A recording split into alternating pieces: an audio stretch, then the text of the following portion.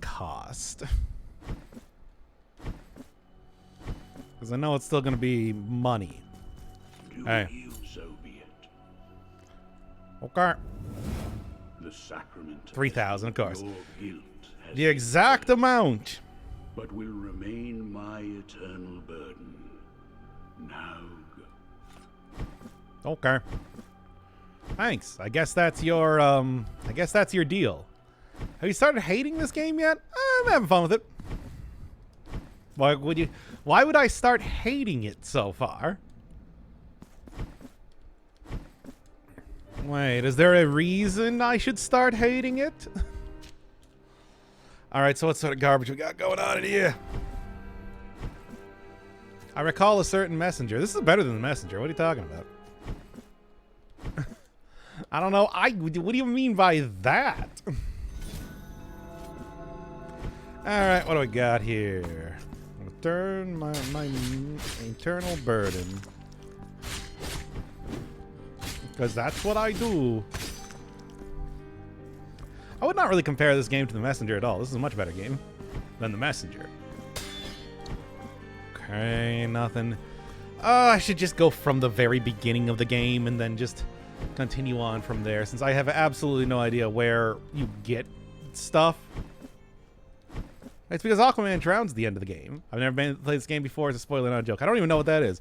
What do you think of Limp Bizkit? Honestly, not a lot. It's like Fred Durst seems kind of like a jerk, but sort of a benign jerk. Aside from that, the actual music itself, I don't really know what to say.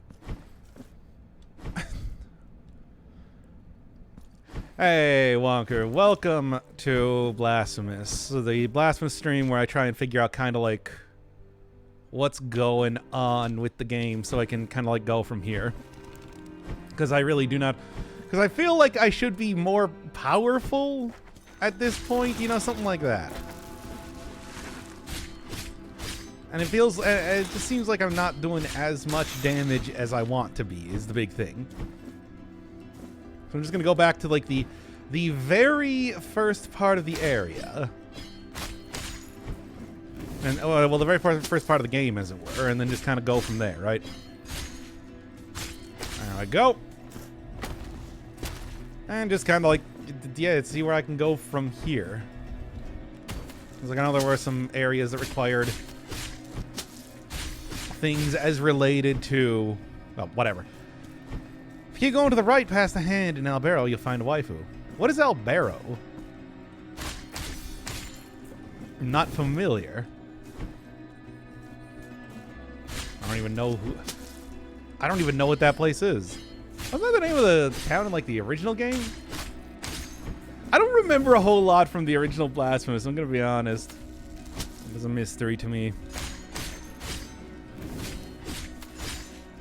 Okay, I just kind of keep dealing with all this. So what do we do here?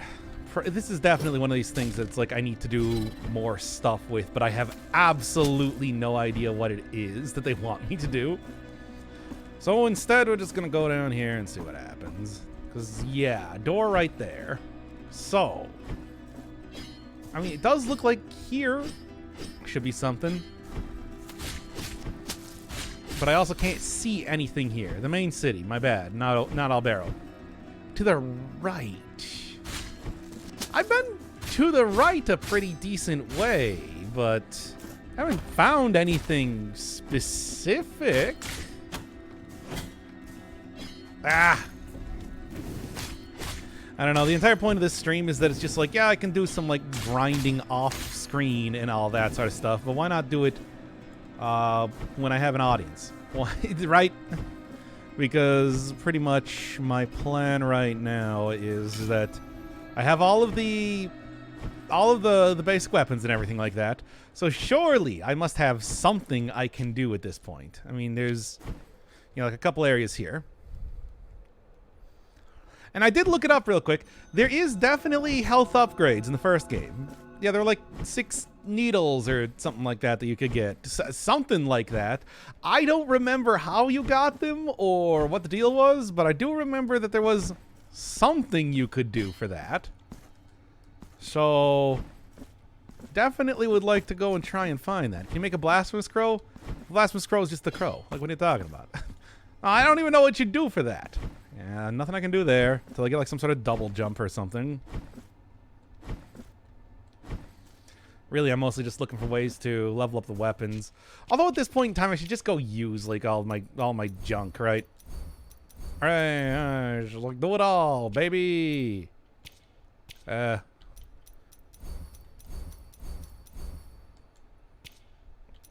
and then finally. Oh, and I'm actually out of it. All right, base defense. All right, hey, I have absolutely nothing. This is not really a stream where a lot of stuff is gonna go on. This is just me trying to figure out like stuff. Get a job? This is my job for now. What are you talking about? Can you name a waifu crow? I can't. I cannot. Is there context behind this, or is this just a spontaneous question? It feels like a spontaneous question. I have no idea why, but yeah. All right. Yeah, so far it seems like despite having all the main weapons and everything, I don't appear to be able to do much of anything right now. So I don't know. Good. People said that I gotta be using spells more or something like that. I don't know why. Normal weapon attacks do just fine. And no, I have not found a job, if you're asking that. Which, I mean, you are. You just did. But still. It's like, I don't know. Got up yesterday's stream in VOD form and thought I'd help try to clear up the inconsistency of Hitman's banana. So what, against, like, mission characters, it doesn't. Against mission characters, it doesn't. It breaks Silent Assassin, but against regular characters, that's pretty much the entire thing. Is that the entire bit? Yeah, I should be able to do something here, but I don't think I have the. What I need to do.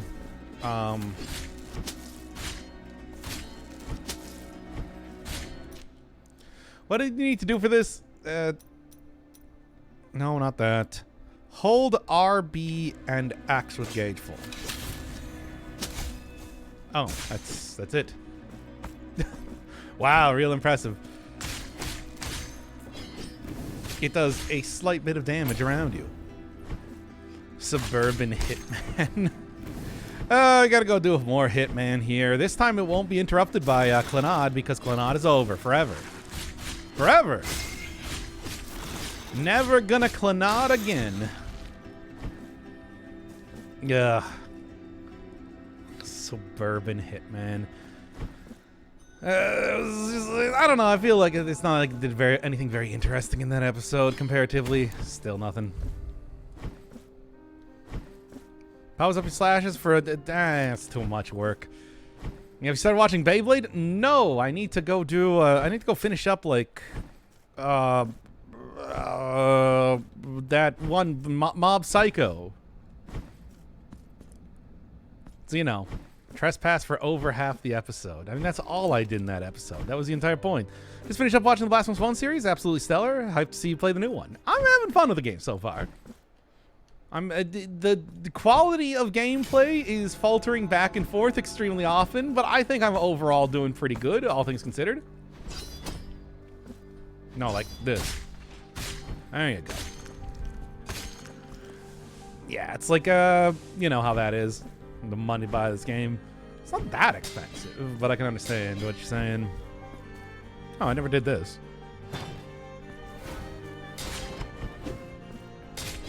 I mean, this is something that I assume you're supposed to do pretty early on, so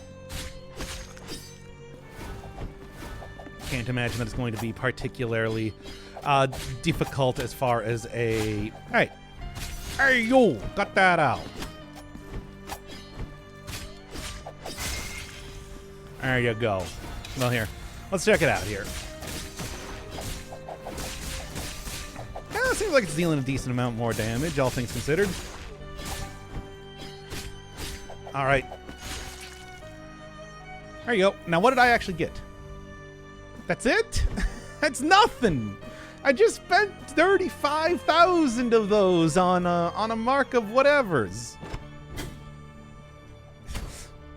I was still on the thing.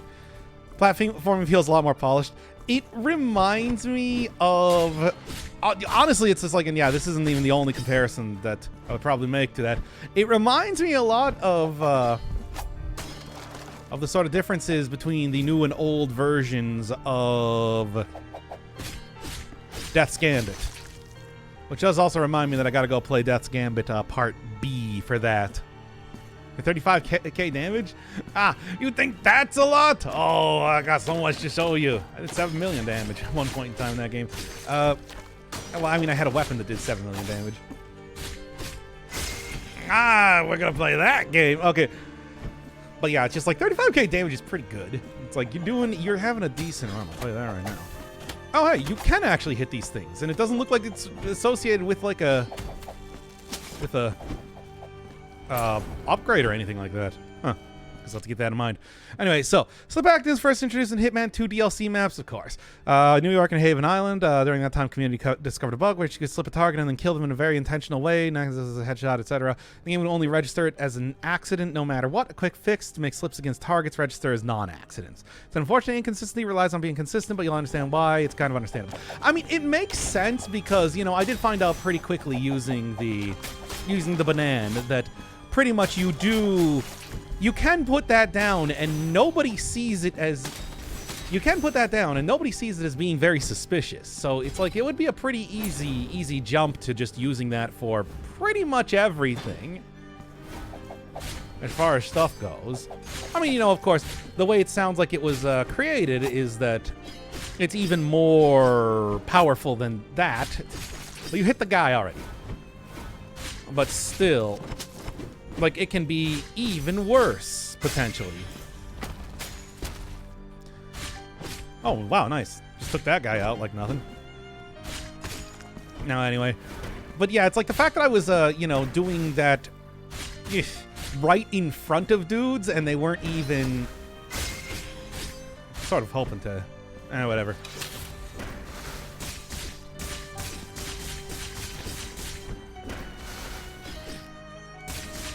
No, get closer.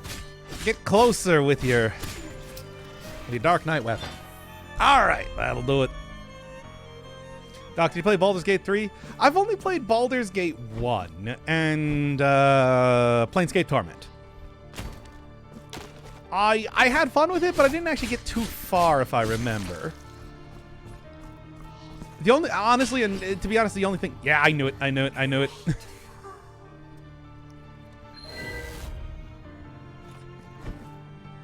Yep.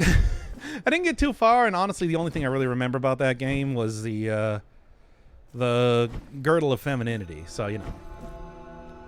Haven't been here before. Looks like there's some sort of invisible castle in the background, near as I can tell. Bet that 7 million? No, it was done with the curse sword. You can go and see it. I think it was my flawless assassin video. Hey, get out of here, you. All right. I wonder if this is yet another one of these areas that I was supposed to come to much earlier. Oh, well. You know how that is. I mean, wait, was I in here before? This was very similar to an area that I saw previously, what with the ghosts and stuff. Ghosts and ghosties. Wayfarer, you stray from your path, making your footsteps mute imitations of our own. Let not these black mists deceive your eyes, for you stand before the procession of shadows. Figure of the sinuous mists, pay us with the false coin, the one with jagged edges and forgotten features, the one that is worthless and desired by none. Thus, we will guide through the dense blackness to the remotest of places.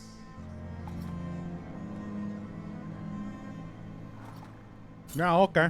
Now pray, lie down on the cold stone, and let the black curtain envelop you in darkness. Yeah, take a cab. I know how it goes.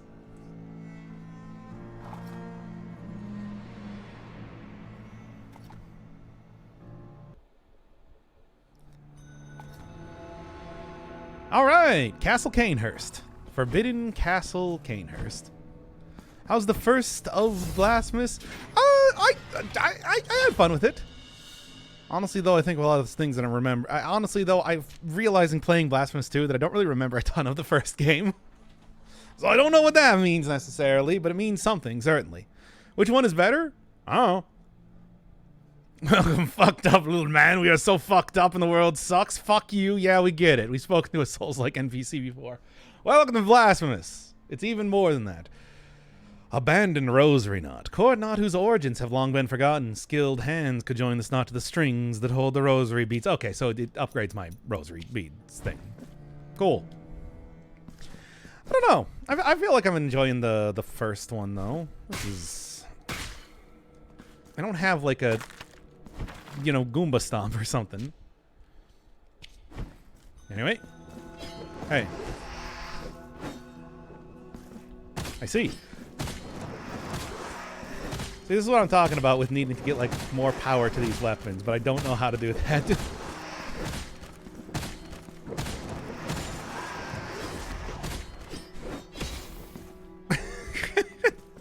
I feel like I should... I lost the flawless. That is the one flawless that I have not yet gotten, period. Obviously, there is also one other flawless that I haven't gotten, but that's because the achievement didn't exist at the time. I'm going to spin my hands around like this, and if you'll get hit, it's your fault. I'll just have to go there on, like, zero cell mode and do it at some point in time. Have different physical resistances. These ghosts probably resist physical. I don't know. I feel like everything's kind of taken roughly that much damage. Okay, enough of that. Because like in the latest area, I was really just doing nothing at all. That's why I kind of like am doing this stream right now with the hopes that I might be able to find whatever sort of, you know, level ups exist to be able to do that. Is the face flask a reference to Dead Cells? Of course it is. They stole it directly from Dead Cells. I hope Motion Twin sues them. Absolutely. Souls games drain my souls. Yeah, I'm probably not going to like this one then. Yeah, this is normal. And for your thirst, I am water. For your cold, fire. Oh, make way for he who does not yet know me, who has not yet kissed me. Parishioner, you come seeking mine own sweet blessing. Kneel down and place your lips on my holy sanctity. Okay. Valorous, feel how my grace fills thee with joy. I alone am thy refuge. I alone am thy comfort. Blessed are those who venerate me, for they will feel my favor, the favor of holiness itself. Yeah, okay. Poggers. Feel your fervor exude from every fissure of your armor and rejoice. Mine own penitent one, I shall continue to assist you if you grant me your kisses. Do I have any more of those? Yeah, pretty much if anybody ever asks me anything, I'm going to do it for them.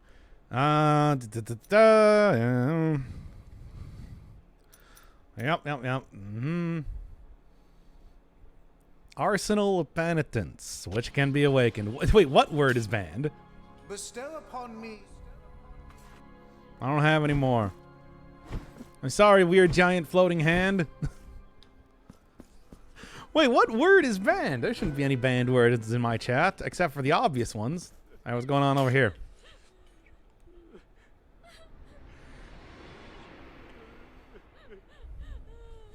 May those who seek seclusion enter.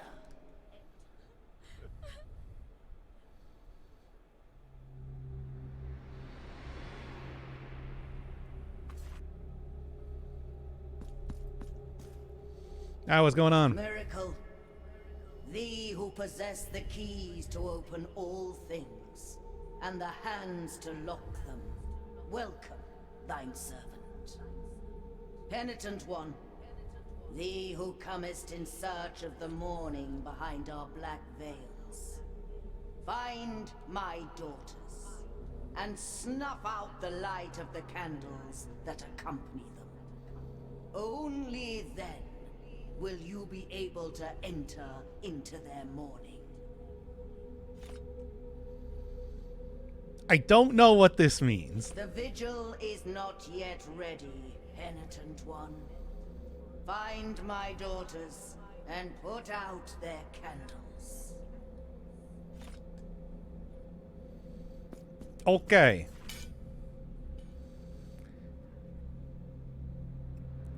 If I can figure out what the hell that is supposed to be, then I'll do it. I guess. Man, I don't know. Forbidden Castle Canehurst is a wacky place. A lot of weird things happen in here. So, you know, just like, man, there's just a lot of NPCs in this place, aren't there? Darkness descends on my tiles. My lanterns awaken. It is their light that protects us in this shadowy corner full of old rosaries. My name is Sagrario. Knotting rosaries is my penance, and I cannot serve a more virtuous cause than thine own. Penitent, if you give me the knots, I shall increase the mysteries of your rosary, so that they might fill thee with consolation. Do you have rosary knots, penitent one? Now, I do. let my hands knot a new mystery on your rosary.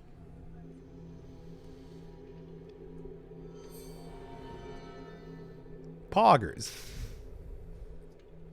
Your rosary now treasures yet another mystery. Neat.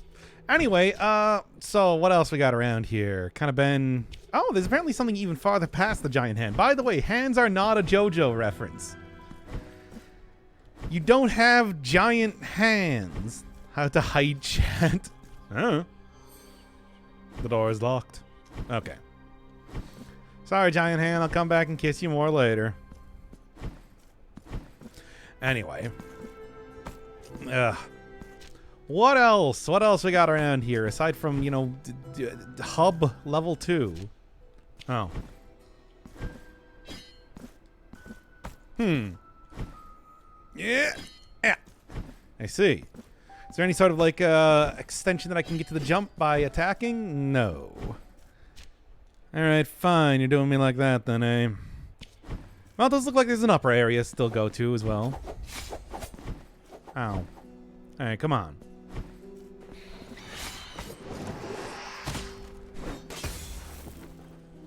Stop that.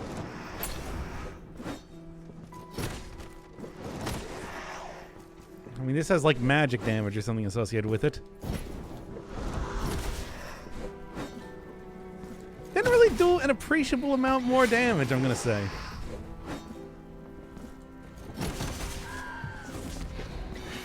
No, not really. Hey. See? And that's what you get for trying to make me use more weapons that are bad. Not even gonna bother, really. That windmill character is something. Bruh, indeed. I know. I can't believe you made me watch that. Or, maybe try that. Not made me watch it. I also watched it, too. Just, you know. This enemy is so powerful. Why is it so powerful? All right, anyway.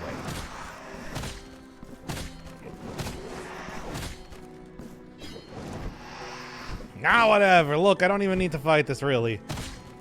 Or actually, I do, because apparently I can't get over anywhere else without that. Don't forget the spells. The what? Ow. What do you mean, like this? I did, I guess, more damage. Barely. I don't think it's worth it. Is that all I can...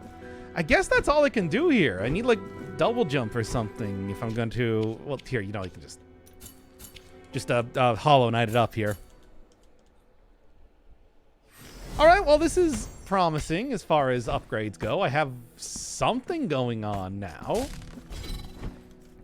However, is it, like, really much of an upgrade? I don't know. It's like I get more magic power, something I barely use anyway as it is. So, I don't really know if that's... Ah! It's too powerful! I can't deal with this sort of relentless attack.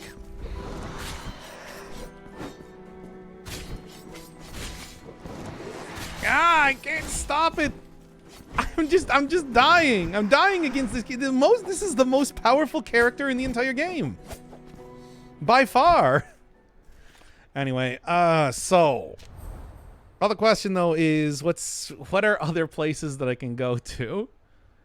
I was sort of hoping again to get more like power or something from looking around.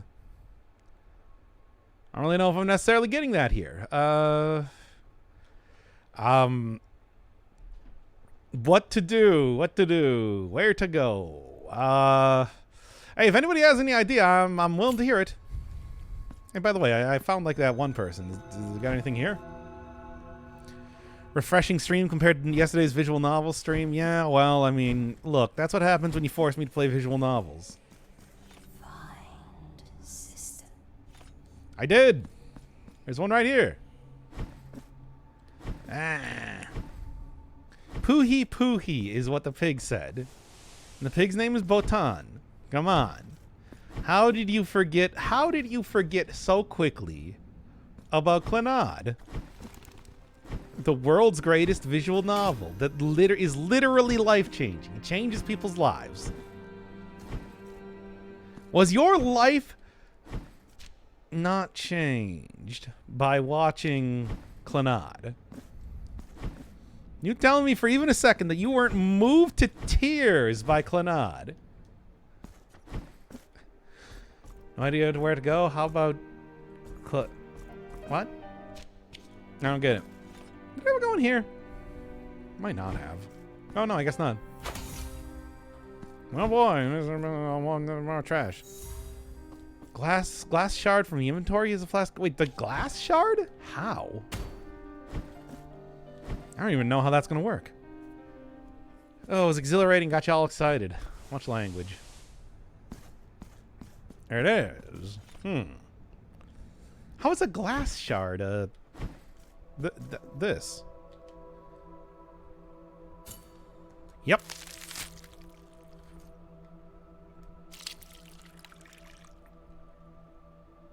That was going on.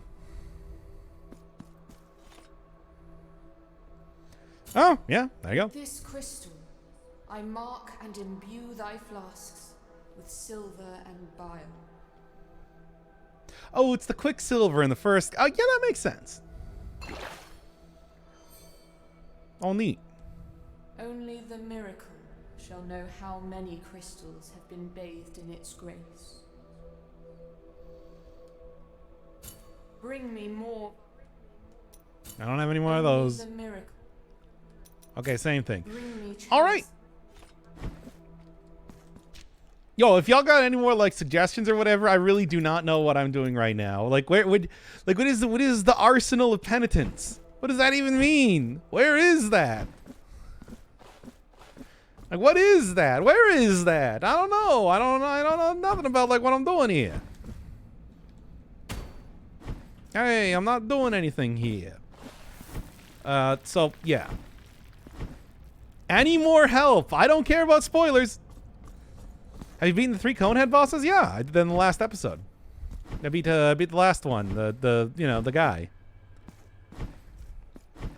Someone fell in love with VNs like Umineko. Clannad was absolutely unwatchable to me. I'm so incredibly angry that that thing is forever tainted my view. I already played 13 Sentinels and Persona 3, 4, and 5 before that. What do you mean tainted my view? More like it just reinforced my view. That visual novels are bad.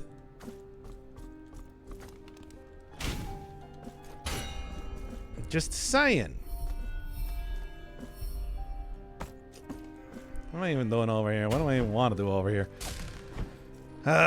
You can get that in the upgrade weapons in your menu once you get that. Oh, okay, that makes sense. Is there anything else I can do to upgrade weapons? That's sort of the main thing that I was looking at right now, but I really don't I don't know where anything is at all. It seems like there's a lot of stuff. Yeah, okay, so I can just kind of do that if I want to. Maybe I do. I don't know. Maybe I do. Can someone link the Persona 5 playlist? Can you just, not look it up on the channel? I feel like it's a fairly simple thing. Idiot. That's what you get. And I guess I'm going to go back up to the previous area where I got into Canehurst. See what's going on over there. Clannad is the Adam Sandler of VNs, just like there's better films, there's better VNs too. I don't believe that.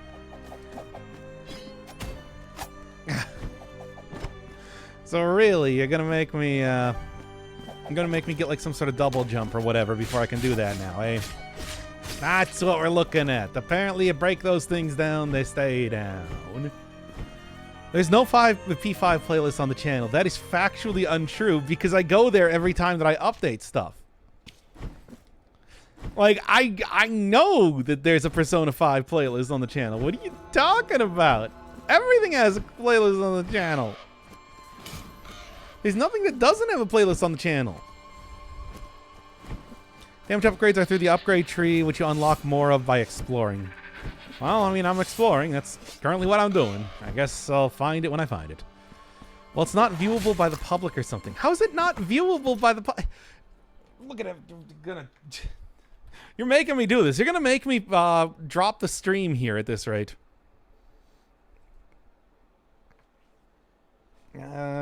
Persona. Or they're typed in personal. Persona visibility set public.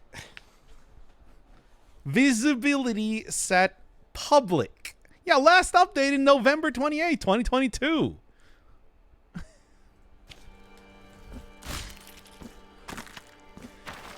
Trying to make me think that I didn't set Persona to be public.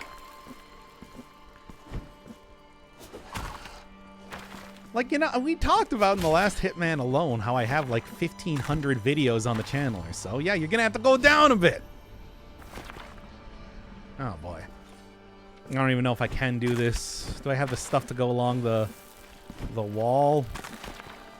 No, I need a double jump or something. Alright. Well, the first time the Persona 5 playlist was attempting to delete itself, why would it do that? I mean, God, it's just don't you know that there are a lot of good visual novels out there that I just haven't happened to play? God, what are the chances that I just happen to play all of the bad ones? What are the chances of that?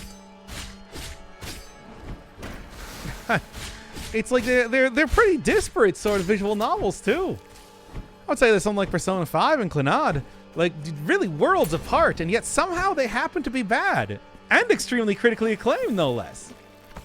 God, what are the chances? What are the absolute chances? I don't know. It's like you'd think it would be impossible to be that unlucky.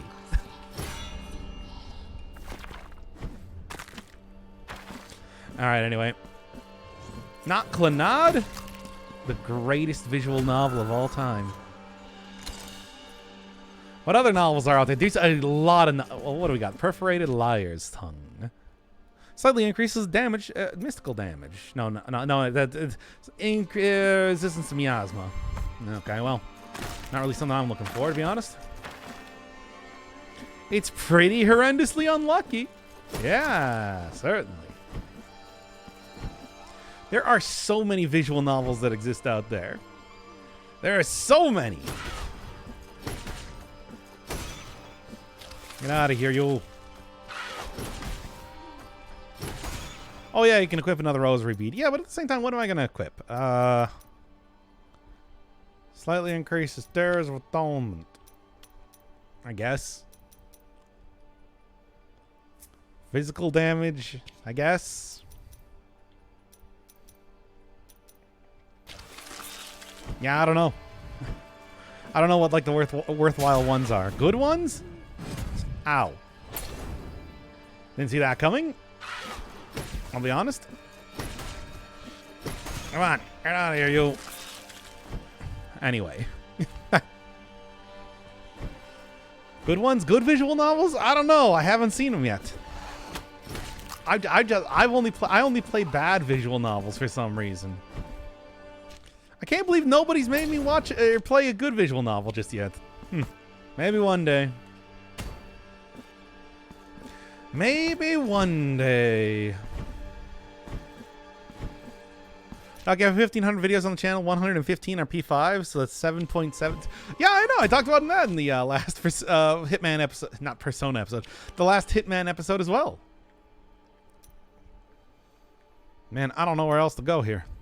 I got like this here, I guess. Sea of Ink. Is there going to be anything there? I don't know. Aqueduct, maybe? No, there's no way. I've been assured that there are a lot of great visual novels out there. A lot of great visual novels. I just happen to have picked all of the worst ones. Just by complete coincidence. When the VHS turned out to be comedy shows, I cried. Truly one of the best VMs. And then when the video games turned out to be educational video games, you cried too? Because it was the same plot that they did a second time. Umineko's probably the purest example. Yeah, I bet. Number of Demi VNs, Danganronpa, To the Moon, Zero Escape. Zero Escape looks like trash, though. You know what? I'm not going to sugarcoat it. Yeah, I don't think that game looks very good. You should play those. Why do I have to? Why do I have to play those? Just because I give you the ability to let me play, to force me to watch anime, that doesn't mean that I'm going to play a bunch of visual novels. Oh, that was... Well, there you go.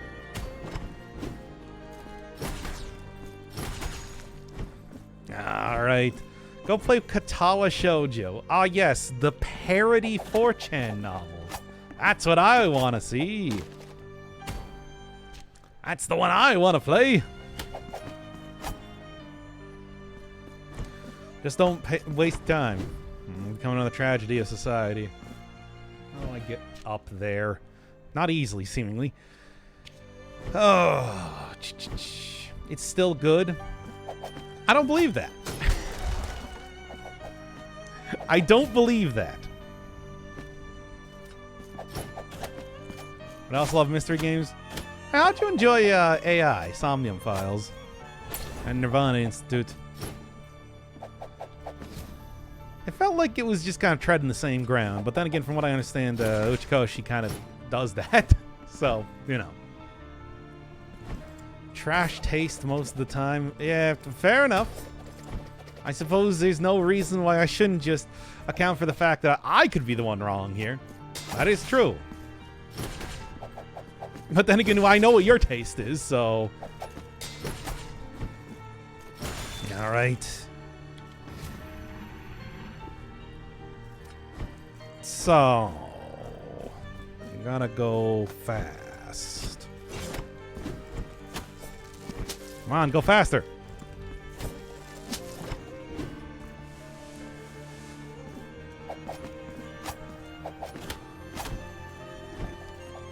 Oh, got it. Lustful Desires. I mean, my favorite visual novel that I played on the channel was probably The Hex. To be honest. Maybe more than anything else. That was a good one. Had a good time with that. But anyway. Is The Hex? I did like The Hex a lot. Hex was really good. I think Hex was genuinely really good. But of course, I also enjoyed the entire Daniel Mullins experience, which is why I played that. So, you know. Is an Inscription technically VN? I think it's still enough of a card game to be classed as that. I mean, of course, overall, you know, I just think that I just don't really like a lot of video game stories, pretty much, period. Yeah, no, that's not gonna happen. Sacrifice the rest of my weekend to get Flawless Lighthouse instead of doing a prismatic trial. Yeah. Don't you want to be part of the cool gang who plays Dead Cells and not part of the Risk of Rain fans? Think about it. Think about what you want your legacy to be. I'll answer. It's Dead Cells. Mercenary achievement. Ugh, I'm never gonna go for that one. It's like take no damage, right? As in Prismatic Trial. I mean, I don't really like the melee characters as it is, so you know. Man, there's just nothing. I'm just finding nothing. I think I'm stuck just playing the game as I've been doing it here. Oh yeah, also, hey, loading personality. I didn't even acknowledge you there. I'm thinking too much about whatever I was just talking about. I've already forgotten. The one Blasphemous. More specifically, we're doing the Blasphemous where I just kind of, you know, look around trying to find stuff rather than making progress, because it's kind of like stalled making progress as last time. Felt like I wasn't really powerful enough. Though, I'm going to be honest, haven't really found anything just yet to become powerful. I like Loader. I don't.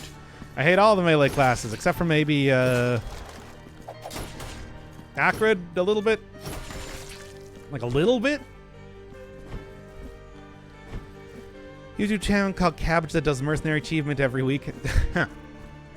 Gorse. Are you playing AC6? I've never played any of the Armored Core games before. I kind of thought they looked like kind of middling. The Armored Core games. But then again, yeah. Man, please. Whatever.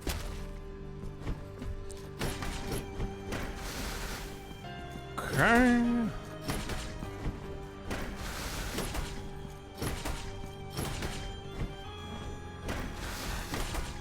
Gonna keep going back and forth here until I win.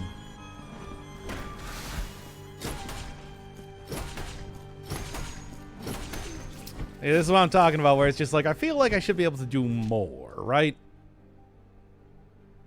Because as of right now, it sort of looks like there should be something over to the right here. Mayhaps. FromSoft super popular right now, so they're older franchises. Oh, you telling me the people are finally playing Echo Knight? Is Echo Knight finally getting the love that it deserves, or Kuon? What about Kuon? How's Kuon doing? How about Abyss Tower? Are people really getting into Abyss Tower right now? Oh, no, it's just Armored Core? That's what I say. Give it a few years. I've given it a few years. So I've given it since 2009. How many more few years do I need to give it? Okay, now you're just making all these are real titles that FromSoft created.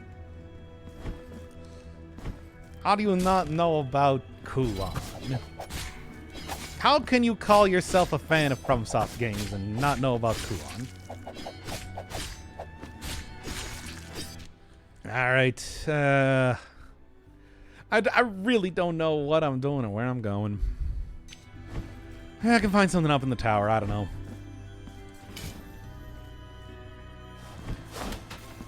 So, is Armored Core any good, though? Because, like, yeah, I haven't even looked into Armored Core 6 at all. I assume that it's, pretty much the same as like all the other Armored Core games, right? Sound like less of a fan and more of a pretentious old gamer. Oh no, if you want me to be pretentious, I can do that. I actually thought that, you know, I don't know, until about the point in time that Demon's Souls actually came out, I mostly knew FromSoft as kind of a middling RPG maker. I mean, oh sure, yeah, something like Kingsfield might have been popular back in the day, but that's just because it was, you know, the 3D dungeon crawler. Not that they were actually particularly good games. Is that what you wanted? Is that what you wanted to hear? Did like Lunacid, though. So there is that. It's a Blasphemous stream after all. Yeah, exactly. Say it's too hard. Eh. That wouldn't really be the issue, I think. I don't know. I'm not like super into mech games. Never really have been. Have I ever even played any mech games on the channel of any variety? I don't think so. Done a lot of stuff, but not that. Is there an update for Lunacid coming soon? Not that I know of. I've been checking in on that occasionally, but I think Boiling Grotto's still the last one that we got. Nothing else going on here. Oh yeah, 13 Sentinels. Oh, that's a visual novel game. It's not really a mech game.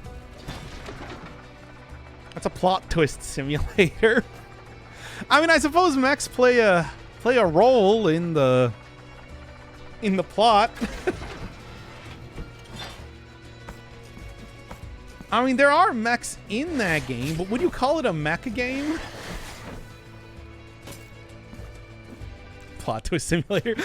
Tell me that doesn't accurately describe it. Oh yeah, right. There's nothing out here. Nope, still nothing out there. You called Hexavian. So sure. I mean, are you telling me that 13 Sentinels isn't not a visual novel?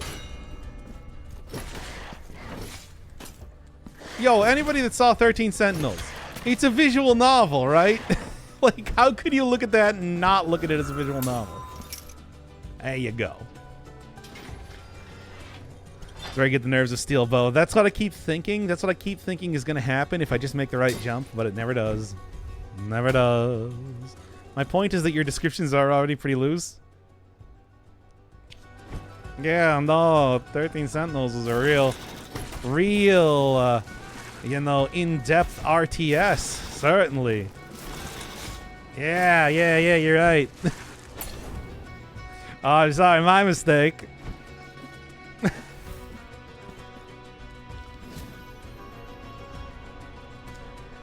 I didn't say that. I did.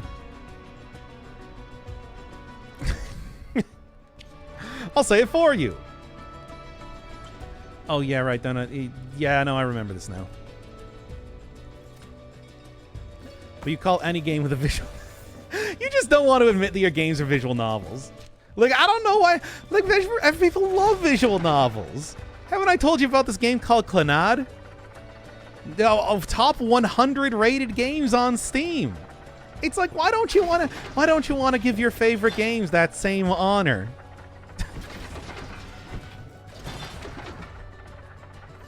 Just admit it. Admit it. Accept what your games are. Say they're visual novels. Just accept it. You know it's true.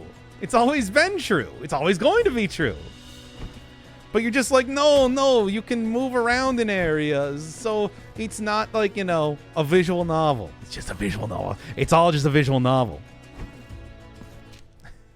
I don't know why you don't want to. Why don't you want to be top 100 games on Steam like Clannad? Why don't you want that? Why don't you want to give that honor to your favorite games? Mech quality Sentinels falls under that loose umbrella. I mean, so does Horizon Zero Dawn by that statement. That's a mech game. Like a ton of mech stuff in that game. Yeah. So yeah, I guess I've played a couple mech games in that sense. Anyway, I didn't like either of those games all that much, so I don't know if I would really enjoy playing Armored Core then in that case.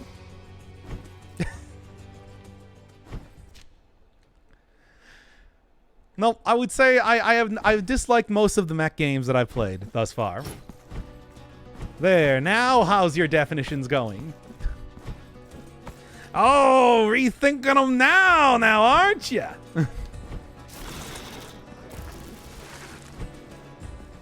Armored Core and 13 Sentinels are basically the exact same game. I'm not playing Armored Core then. There's no way. There's no way then in that case. I can't spend another 10 hours talking about Space Coke.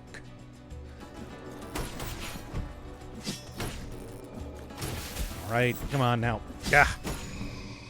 Ah! So we climb these nads. Clanad is over forever. Oh, I can't get that there. I don't know what it would require to get that. Oh. Now, after I went for the 3 Conehead boss, I went to the lower part of the map, which felt like I was supposed to be there difficulty-wise, so that's my recommendation. Okay. Yeah, it's like after I beat the 3 initial bosses and got into Big Castle, but I just don't really know where to go from here, which is kind of why I'm just sort of wandering around. You have to watch 1 or 2 of your episodes of your 13 Sentinel series, and you're the one that wanted it. So what does that say about the game itself?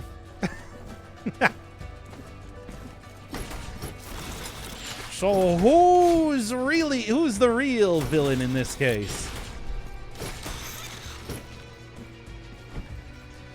I found another YouTuber that was doing it. Well, yeah, of course. I mean, the other people are going to be doing it. So you made me play that game for no reason after all. Ah, well. What do you mean forever? You're literally got in the best VN ever, which means this will be an uphill battle. That's like with the Anpan girl. Her name is Nagisa. We found that out eventually. When her mom started to date Sunahara.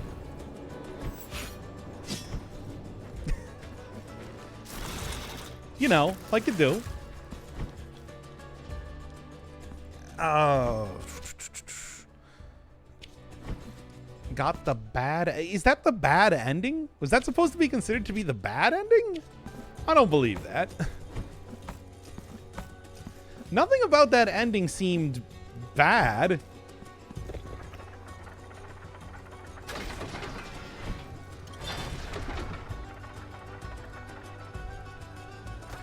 Sunahara ending is bad ending in my book. Also, you already know what to do. Nagisa's ending? No. I don't want to play that game anymore.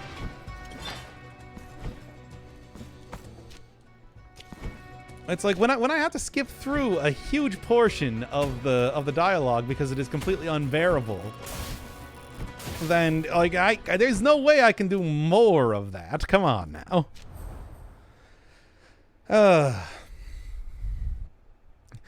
I mean, it's like, besides, you don't actually have to... That's the whole thing, where it's just like forcing me to play a game doesn't necessarily mean that you have to watch a game.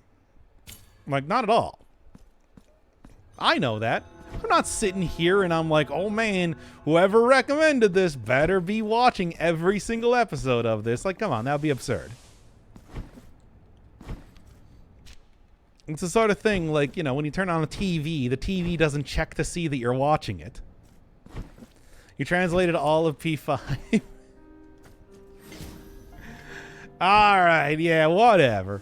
I mean, what does that mean? But I didn't like P5. I didn't like Persona. What do you want about now? Double jump is unlocked by playing more Clannad. I'm not playing more Clannad. Especially good at roguelikes who translated whole P5 would show this. Wait, what? Have you read up on what the robot in the future is all about? It's some peak VN bullshit. It's hilariously bad. I can take a guess. I feel like I can guess. So. I don't know if... What's down here then? I was sort of hoping that something was going to open up by the time that I, you know, got back here. Your tolerance is huge. Yeah. So? That doesn't mean I have no standards.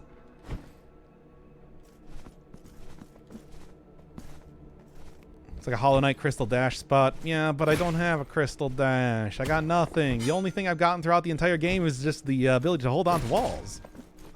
Hasn't really been too much. Ah. Man. Like, I can take a guess as to what the future robot thing is. It probably has to do with the fact that you get, like, balls of light at the end of each thing, because the robot explicitly talked about seeing balls of light while the, unnamed girl couldn't see them. So I assume that's supposed to be what the after story thing is about. But, like, I don't care. Honestly, it doesn't matter. Honestly, no amount of funny visual novel nonsense is going to make playing any more Clannad worth it. The enemy animations in this game are gorgeous. Yeah, they really are. I mean, this game is, you know, overall... I do think that, like, one of the main strengths of Blasphemous more than anything else is its great art style and, like, animations and everything like that. It really does add something to the game. All right.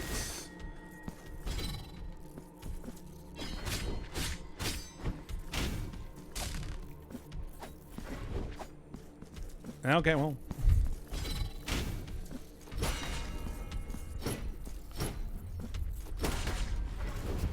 Here, you know what? Let's actually, like, use some of this fireball stuff.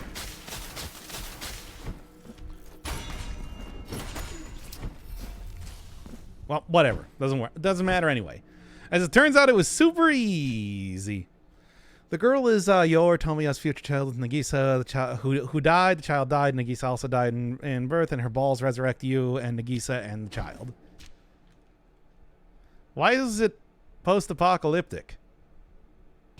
I think would be the other question. Also, okay, so I guess Nagisa is the canonical ending. Why wasn't it easier to do her ending then? All right, I already talked to you.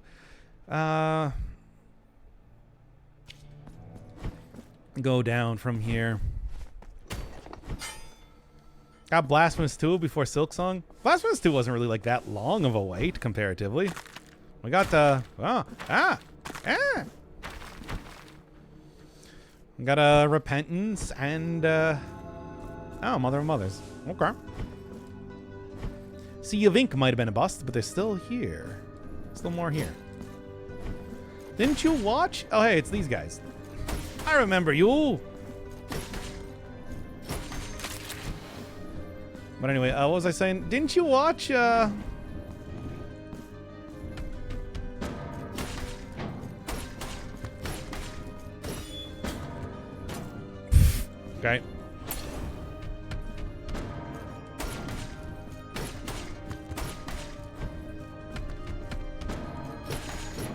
There you go. Anyway. And then for no reason, I also broke that too. Before it all becomes incomprehensible mush to me. What? I feel like it was all very obvious. Didn't you watch Clannad? Everybody wanted me to play Clannad so much, I assume that everybody here also watched all of it.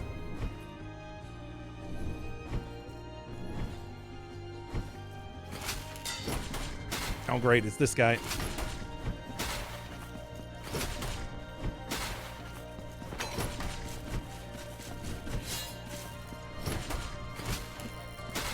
And now also somebody's casting lightning at me. Alright, well, you know what?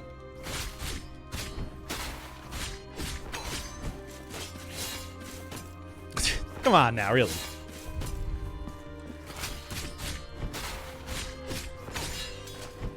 There. Anyway. What was I also doing here? Hey. Where'd this guy come from? I was trying to read chat. Do you watch Clannad? Why would I subject myself to that? I love you, Doc, but I don't love you that much. Yeah, don't know. But that's the thing is, that's what people want me to do. They only want me to play visual novels. You got to remember that. It's just like, did you think that the audience here might be for games like this, for example? Nope. It's only visual novel watchers. They love them. Play School Days next. No. No. No. Why? What do you mean play School Days next? Like, it's just like, oh man, oh, you finished a visual novel? That means you got some downtime.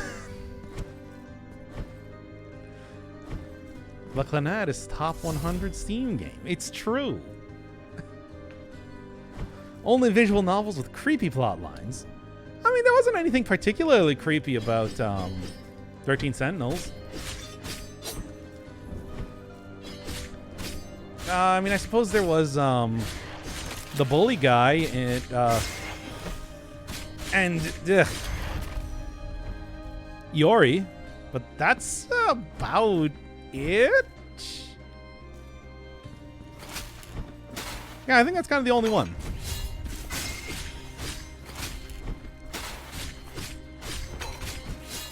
Man, if only I knew it was this easy last time. I was fighting one of these guys.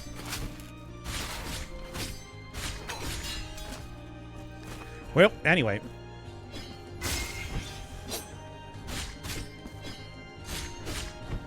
What was I saying here? Not gonna lie, I was considering trying Doki Doki Literature Club because I've never played VNs, but what thing? I mean, Doki Doki Literature, the weird thing about Doki Doki Literature Club and like playing that as like your first visual novel is that it is a parody of visual novels. So it would be very weird to play that without having played, you know,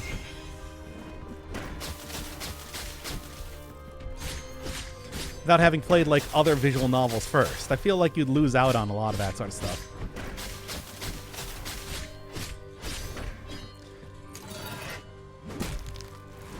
Like, same thing with Katawa Shoujo. Of course. I mean, why else, right?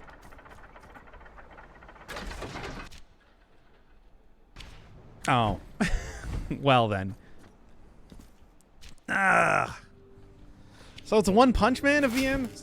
No, I would call it more like the Watchmen. Reminds me more of like Watchmen. Or like an Evangelion type of thing. From I have never seen Evangelion, but I understand that that's kind of what the thing was.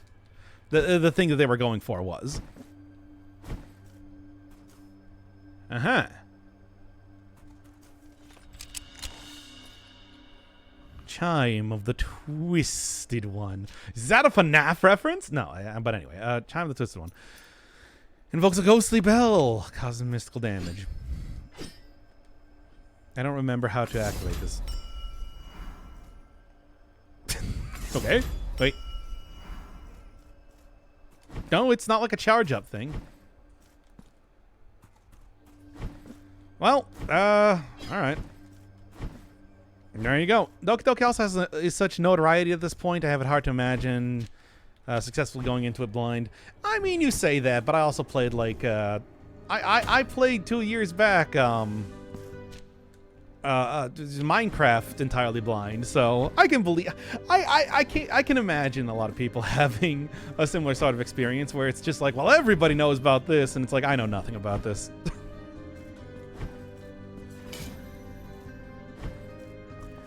I don't know. I mean, from what I understand, it's one of those. It's a game that's not really for me, I think. Doki Doki Literature Club, along with, you know, most horror games, I feel like. There's not a whole lot of horror games I would be into. Which is why occasionally I kind of consider doing a horror game, but then just I'm sort of like, eh. But yeah, you know. Yeah, there you go. Doki was memed out specifically about its plot. What do you mean that's not comparable? One of maybe like the most notable games of the last decade or so. I mean, that was like 15 years at this point in time. 2009, 2008. I was in like development since like 2007, right? Minecraft.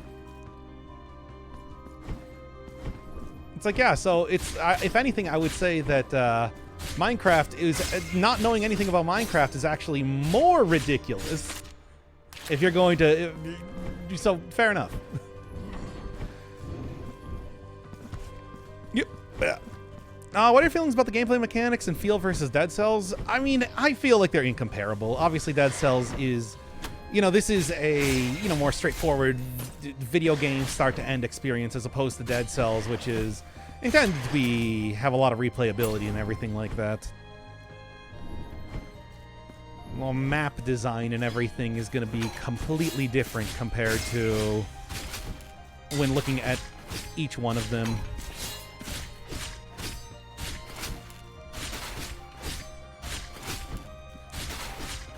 I mean, for however much you think Dokkum Dokkum Literature Club is memed out, it's not as much as you might think.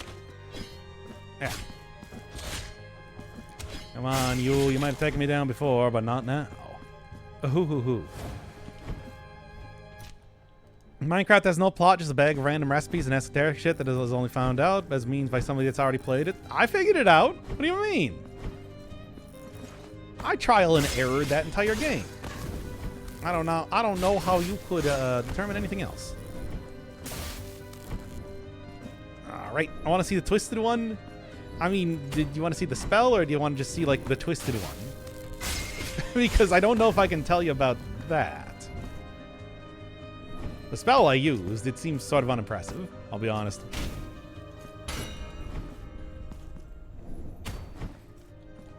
And right in there.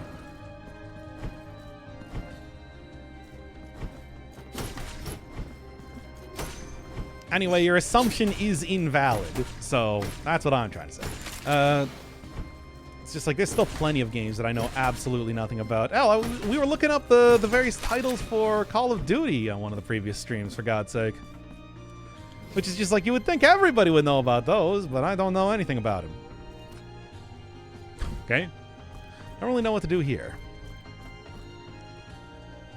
Using a spoiler about Minecraft has very little practical value due to the plot being spoiled, and...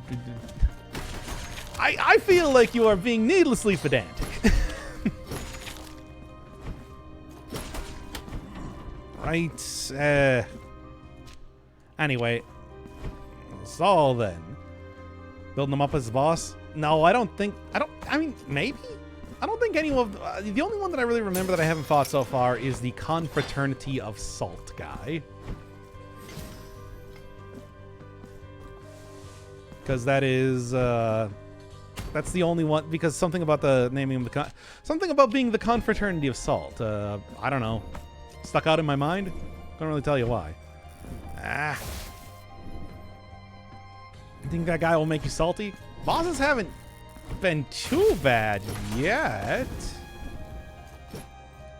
So probably not? Maybe?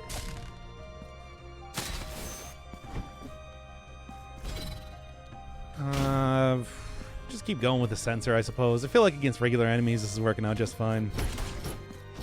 Maybe not perfect, but just fine.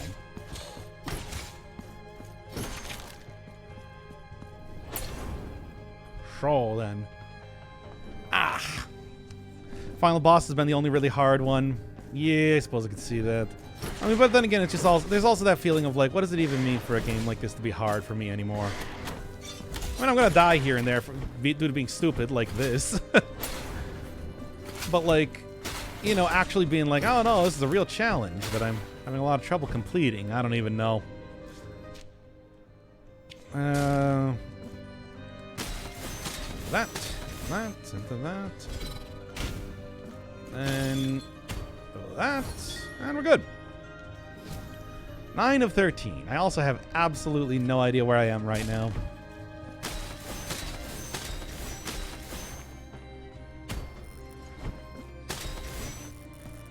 Oh.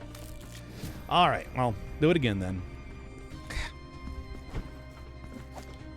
Final boss is the big heart, right?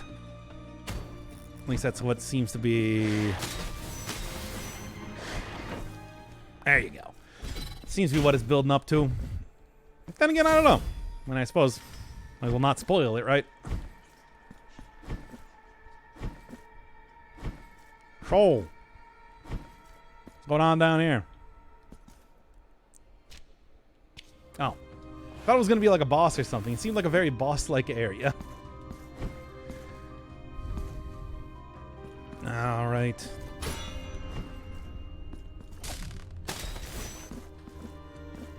Now, what was actually up here that required the bell? This.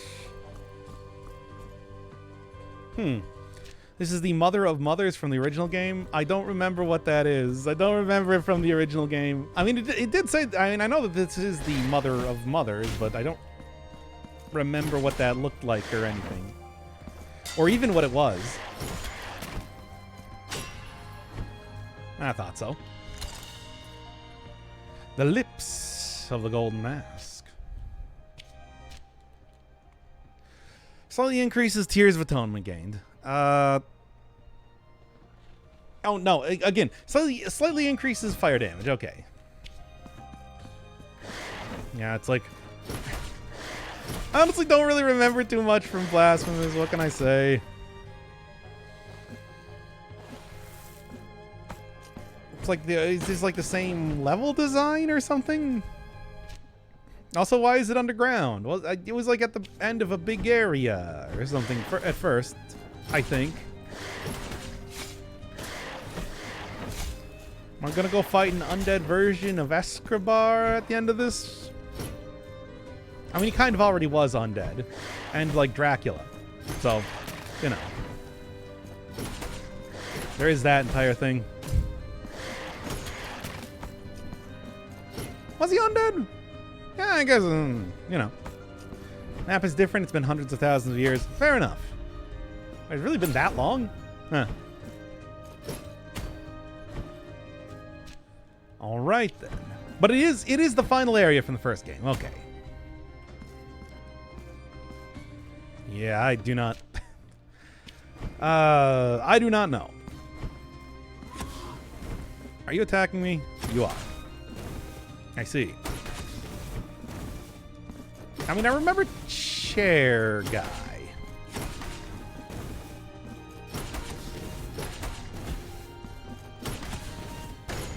I don't remember any of these other characters. Oh, I died. Not final, more like this is where... Oh, is that after fighting Bell Guy? Veldstad. God, I don't remember a whole lot from the original... game.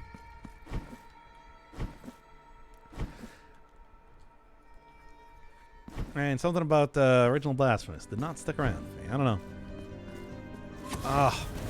Last question I've got about Clannad. Why?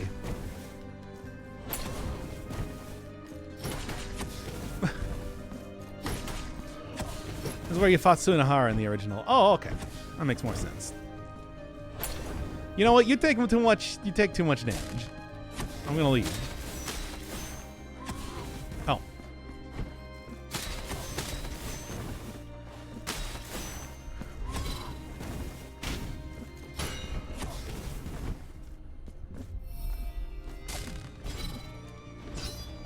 And there you go.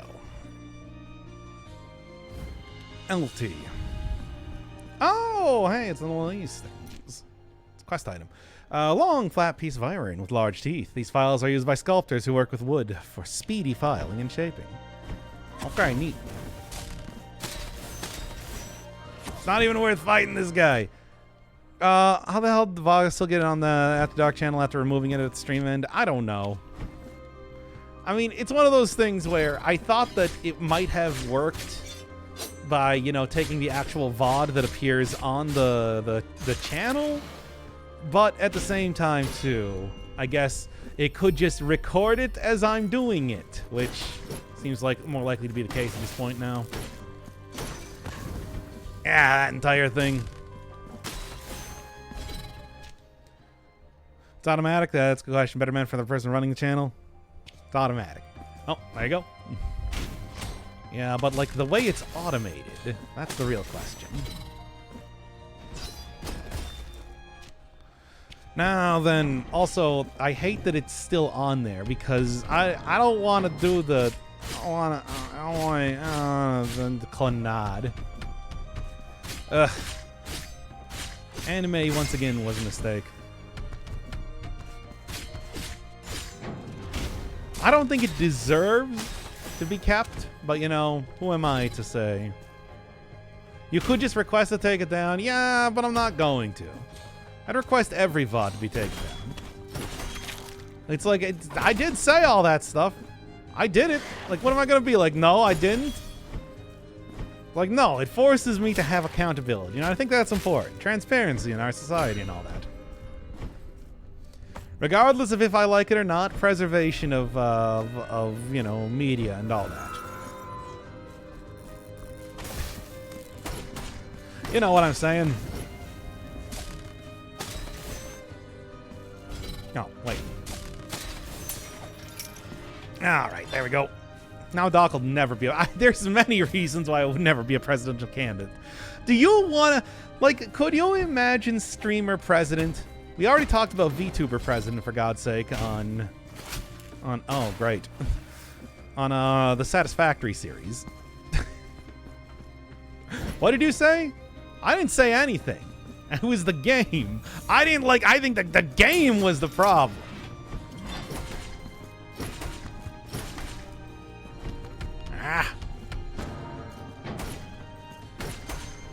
I mean, the problem was me reading the game, really. Because that means that I acknowledge the existence of the game, and you have me saying the things that the game said. Lukagen or Joseph Anderson would make incredible presidents. Neither of them would. All I remember from Joseph Anderson is him not liking Darkest Dungeon. I don't even remember why, but I remember that was enough. Oh, and also didn't he say that to not play The Witness? And that's all I know about him, and yet that is enough for me to be mad at him for some reason, and I don't even know why. What if streaming is a prerequisite to become president? Why? Why would that be the case? What sort of horrifying nightmare world are you propositioning right now? I'm gonna go get that though.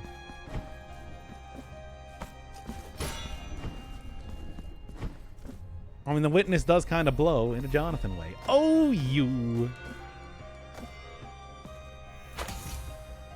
800. It's nothing. It's absolutely nothing. Never was anything.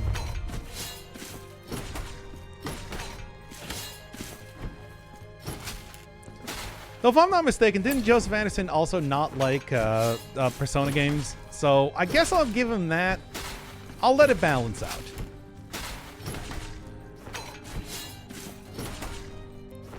I hate people that don't like what I like. True. Very true. True and based opinion. All right. Well, out of healing, but I suppose that's fine.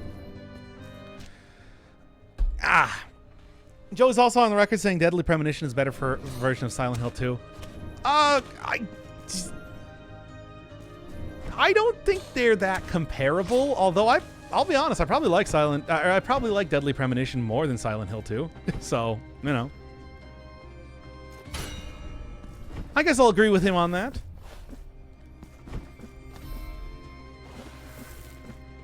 And there we go. Did it, baby. That's how you do it. Doc, are you a Chunibyo? I mean, I don't know, probably. What do you define as that? Launches an electrified mace in an arc, inflicting lightning damage. Oh, okay. Got it. Noted. I just need to go get back to one of the save points at this rate. Hey, get off there.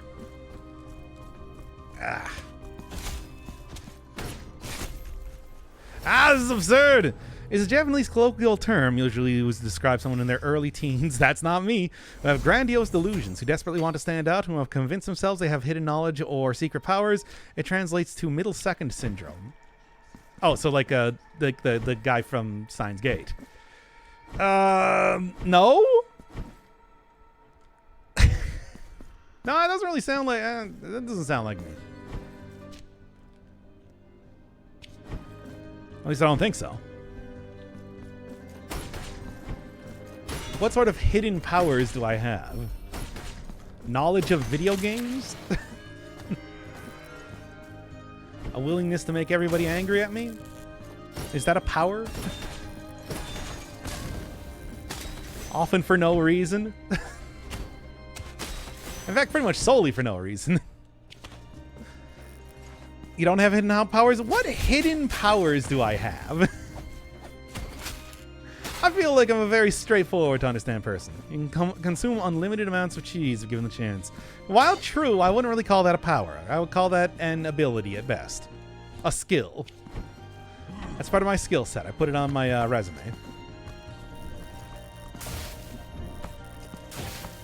Ah! You know what? Let's just take you out right now. There you go. I was that, but I actually had hidden powers and secret abilities. Well, then say that's different then. If you actually have superpowers, then like, you know, then you're just like a superpowered person. Why are you like, hey, why is this like on electrical? How's the job hunt, by the way? Haven't found anything yet. I'm trying out this new job called arguing with people on the internet. Called being an e-clown. There you go. I think it's been working pretty well so far. By the way, that was the other thing that I was thinking about doing here if I kind of finished up with everything that I can do in Blasphemous, which sort of looks like it at this point. I'm not really seeing much of anything else going on. Is there like a... No, I can't go any lower than this. What's Twitter? I didn't say anything about Twitter. Oh. It's talking about X, the website. I don't know why people still call it Twitter. It's X. Come on. You were the times, old man.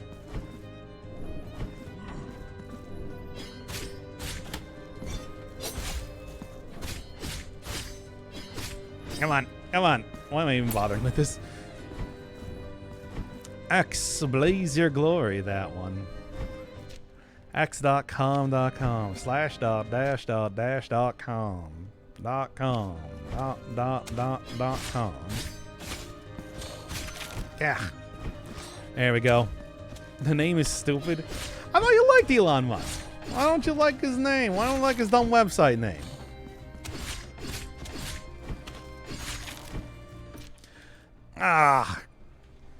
X.com. That's what we call it these days.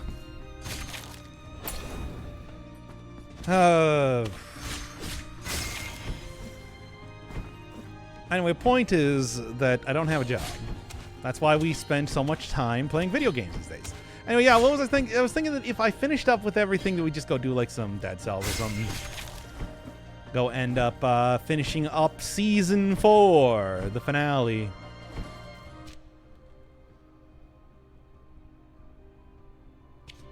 Of Dead Cells, I guess. Not really.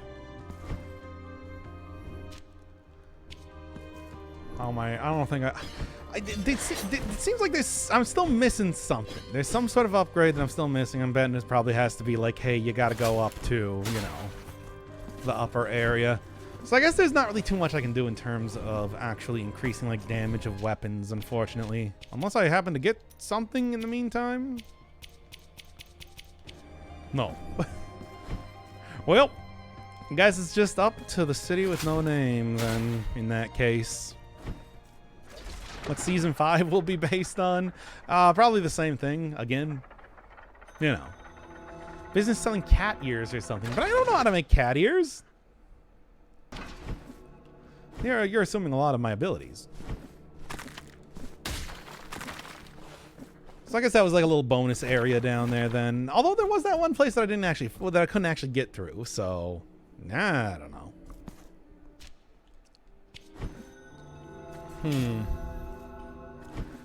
You know, do the hand hook tech? No, I'm not familiar with any sort of hand hook tech. Is there something specific with that?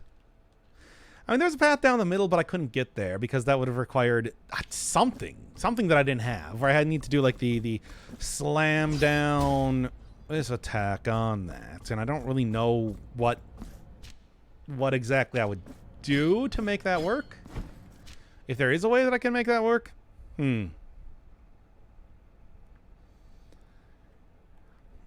Well, this area up here is kind of the last one that I got that might have something, right?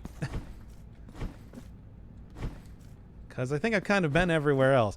I was sort of hoping that by doing a little bit more exploration around, I might have just like missed something obvious, but it doesn't look like that's the case. Also, pets count as walls for crit. I did not know that. Interesting. So yeah, bringing along like a mushroom boy or something would just allow you. What about does that also count with the where am I going here? Does that also count with Owl? Because Owl is almost always behind you. So seems like that might be good. There you go. Give me another one. Why not? I don't even know what I'm doing with these things, but I can. Here among Get it. How's it going? Oh, just doing some basic blaspheming before, probably, like I said, doing some Dead Cells. Do like the actual finale for season 4 on stream here because I don't know, why not? The game is quite hand-centric. It's a hand-based game, hand-focused game. They like hands around here. I doubt it, but unsure about Owl. Yeah. Like the thing is, I'm just like thinking, like, hey, what's the pet that stays around you the most? Leg Hugger would probably also be similar, so that would maybe be another one to check out if I was trying to go anywhere with that specifically. Is the sequel notably different, or is it the same game with different map? I mean, it has like different. You're not only using the mea culpa, for example. There's several different weapons, like here, and overall, I think it just feels a lot smoother. Like as a game, it is okay. I already got whatever this is. It feels more like the update to Death's Gambit in that way. Although Death's Gambit I don't think ever was even as smooth as Blasphemous 1 originally. I like that game, but it was a bit crusty and rusty. And they've improved it since then a ton with the Afterlife version. Spikes and bottomless pits are no longer instant death, which is a great change. Yes, indeed. I mean, having bottomless pits entirely is just a kind of a strange decision to be making in the first place, if you think about it. So, what did that activate? I actually do not know.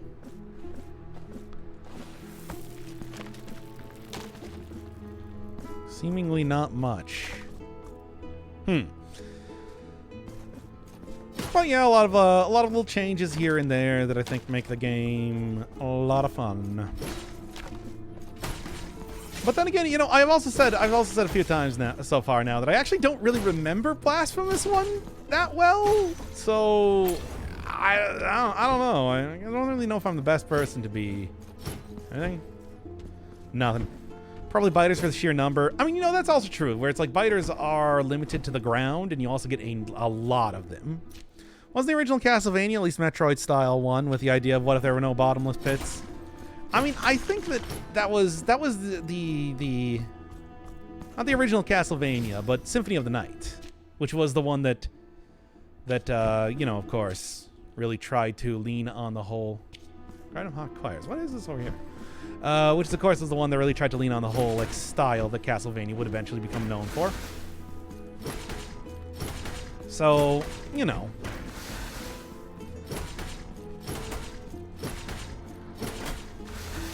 Yeah. Each pet counts as an individual crit?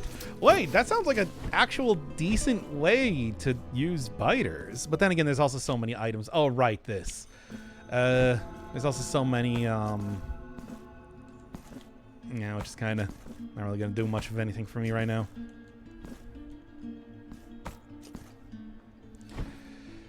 All right. That's a cherubim. What are you talking about? That's normal. Fat baby. Yeah, like a cherubim. Counts as an individual crit. Sounds like a good use of swarm. However, you know, there's also so many other items that just on death causes a swarm of biters to come out.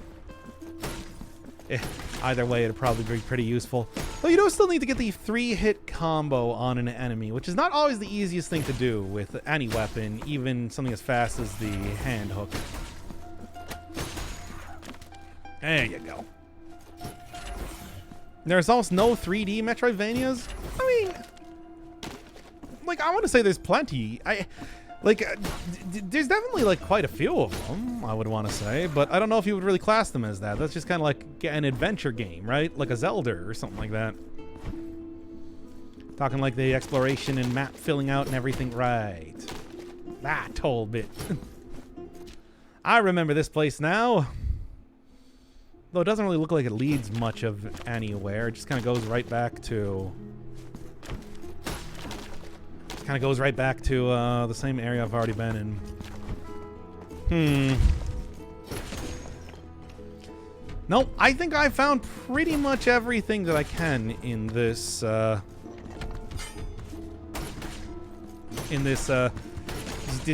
this point in the game. I'm gonna have to go get more upgrades or whatever it is past here.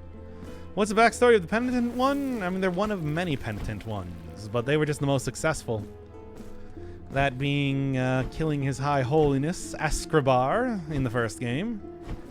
And I guess sort of like diminishing the effects of the miracle for quite a long time, seemingly. Although again, this is, I think it might be going off the DLC, which I did not play. So I couldn't really tell you the full story here. What did he do to make him penitent? We'll never know. We'll never know. Not that it really matters, I think. It's kind of irrelevant, right? He's the penitent one. That's the only thing that matters. I should just go back to the hand here, save, call it a day, sort of thing. Pfft.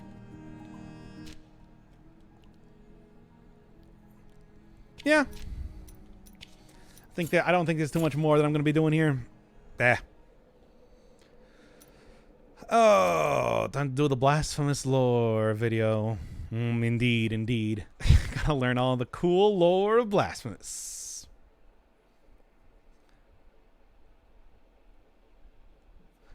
Wait, is the audio desynced on the latest episode of Blasphemous? Did that happen? Because it seemed to be synced for me. But like, I don't know. Yeah. Haven't really gotten too many more indications of if that was. It was mad desynced all stream too? Was? I don't know.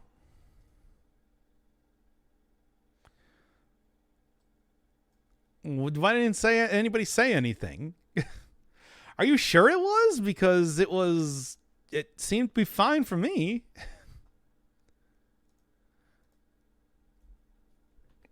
I don't know. Well, I don't know how to sync it better. I was just about to ask about the desync. Are you sure that's not just how the game is?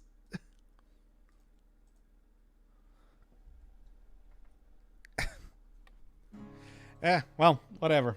Go look, if that's how if Blasphemous wants his game to be desynced, they can do that, okay? Want to see you do the hand hook tech? No! Absolutely not. This is for ending Season 4. Now then. There we go. All right. Think you're being gaslit? Didn't notice anything wrong with the sync? Yeah. I don't know.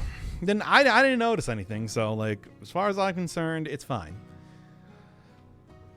I don't think I've gotten any other notes about that. Nah. Ah, well, episode 2 on YouTube was synced. I mean, I did the same thing that I do to sync it every single time, so.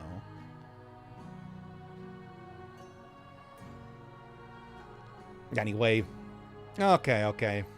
So, the final weapon of Season 4, of course. There's only one thing that could possibly be. Alucard sword. I don't know. Just haven't done it. Hadn't had it unlocked for a really long time. So, you know, there's that too. Well, anyway, target mid-range, teleport near it, dealing critical damage. I don't know if I ever used Alucard's sword in the original Symphony of the Night. Was it like this? Was this like a thing?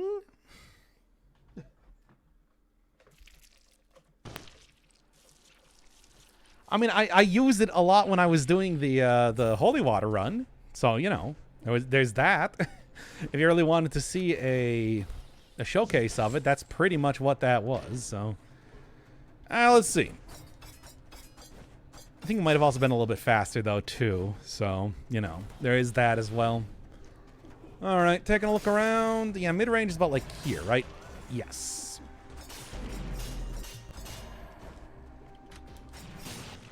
All right. So, yeah, obvious sort of comparisons would be to making this to the Snake Fangs. A little bit more specific in how it works. A little bit more... Woo! A little bit more specific in how it works. A little bit more finicky to use, perhaps. Maybe another comparison to Meat Skewer. Yeah, okay. So, mid-range is apparently not as...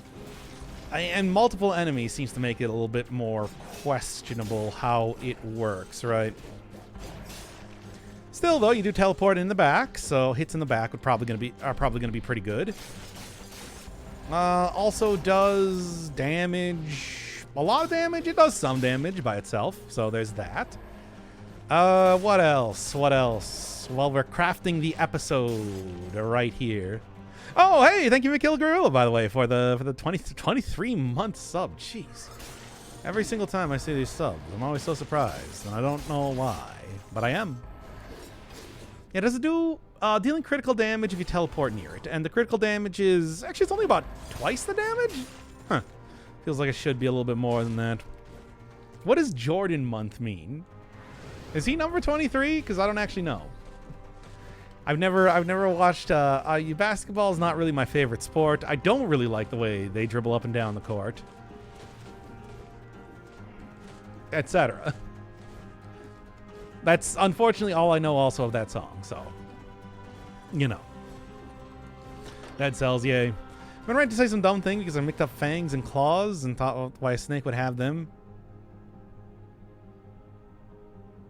I mean, technically they have like the vestigial little, you know, lizard feet, right? Snakes? Then we got this. Will you return to grinding your face against boss rush once you're done showcasing? Should I? Do you think that's what people would want to see? I don't know. I feel like... Also, you know, there's so many weapons that have changed up since last time. I feel like I could also just straight up do another showcase run. A bunch of showcase runs. And it's like, have it be like, it's season 5. You know. Blasphemous 2, episode 3 is definitely desynced, just as the game was on stream now. I don't know. That's just how the game is. It seemed totally okay. Do you think I care about view counts really now?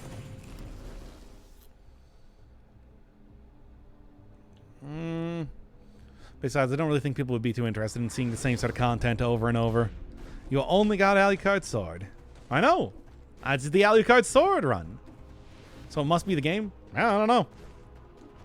Desynced in what way? Because I did not notice anything. Not even while, like, editing the video or anything. So, yeah. Seemed fine to me.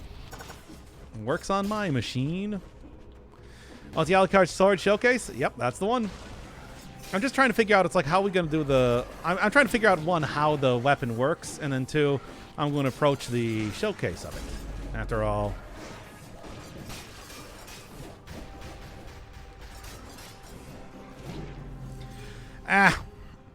Should I just get Wish and grab the Alucard Sword? That was already... I already did that basic thing in the Holy Water episode. Audio comes 5 seconds sooner than the video? How does that work? How does that even work, though? Whatever. Oh, do it again. No, that's not the like run we're doing. What are you talking about?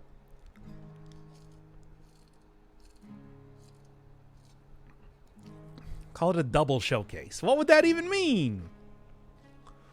What does that mean, though? Just titled the Holy Water as Holy Water and Alucard Sword, but it was also Alucard's Shield. It was Alucard Sword and Alucard's Shield. Can't just name it that now, can I? Like, I don't even know how to properly name things now. Because it's a different move set, you understand. Alright, how are we starting this one out? It wasn't, but that's not the same thing as the Alucard Sword run. Means you find Wish and get legendary Alucard Sword for the shield and showcase them together, which is what I did in the Holy Water episode. Like, what do you, like, did you even watch the Holy Water episode? Because I feel like you didn't watch the Holy Water episode. Near as I can tell here. And why isn't the Holy Water an Alucard set showcase? Because it's the Holy Water showcase. I didn't. Well, why not? Do you watch any of my content anymore? You're here making demands that I like, you know. Holy Water episode was dope. I don't know. Honestly, it's just like, aside from, you know, taking the multiple forms of holy water and everything, it's like, it worked out fine. Well, not recently. Yeah, that's what I thought. You're missing out on sick, well, mostly Blasphemous content as of right now.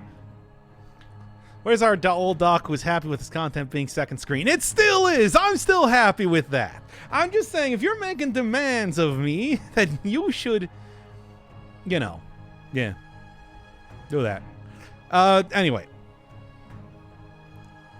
What are we doing? What's the haps on this one? What's the one we feeling like for how am I starting this one out? I mean, I suppose I should just start out like, hey, it's the finale for season 4 here. In this stream, we're gonna go reflect on all the great times since. How long has season 4 been going on? I tell you, season 5, if I even do it, it's going to be a lot. Right, here we go. Not using the hammer's charge attack, I understand, but not using the fire buff even once to test it is annoying me more than it should. I did! I used it right at the start of the game! What are you talking about? I know what the buff is. I know what it is. Know exactly what it is. Anyway, since November 8th, 2019, this has been ongoing. Back when I was getting fucking 60,000 views for the Balanced Blade showcase. Jesus. Man, this really changed up a lot. What's up with like 176,000 views for the Quick Bow showcase? Wow, these views are out of control. Jesus. these all have like nearly 30,000 views. What the fuck? Well, not Powerful Grenade, but you know. 2019. Yeah. Did Doctor cry about what?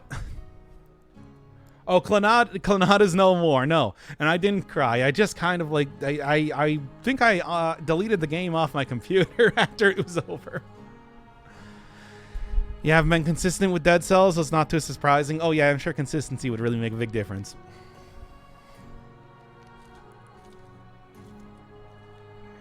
Yeah. Look at this guy trying to backseat a YouTube channel. All right. Can you refund Clannad? No, I have 10 hours in it. Well, here, let me see exactly how. What do I have currently in Clannad?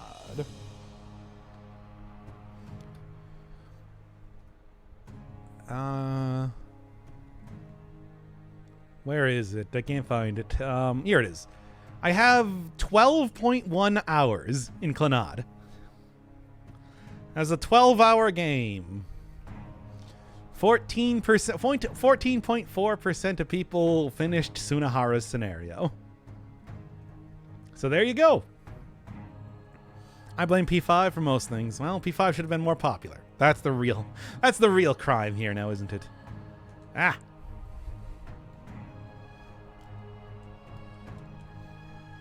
Yeah, so no, the 12 hours, no, I cannot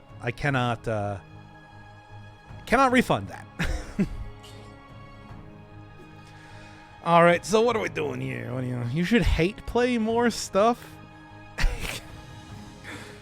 I want to go check how many views the Messenger series got. When was the last time you did a run? I've never done a run using a keyboard. Ever. All right. I didn't see the finale, and I'm okay with that. Yeah, I know. You kept, like, occasionally coming into chat and being like, oh, it's Clannad, and then leaving. You should have watched all of Clannad. Hate play more stuff. Like, what would I even hate play? Like, what would you want me to hate play? And why would it not just turn out like Persona 5 or 13 Sentinels or The Messenger? Or Clannad? Play more Persona, I guess. I don't know. Yeah, but why would that not turn out like Persona?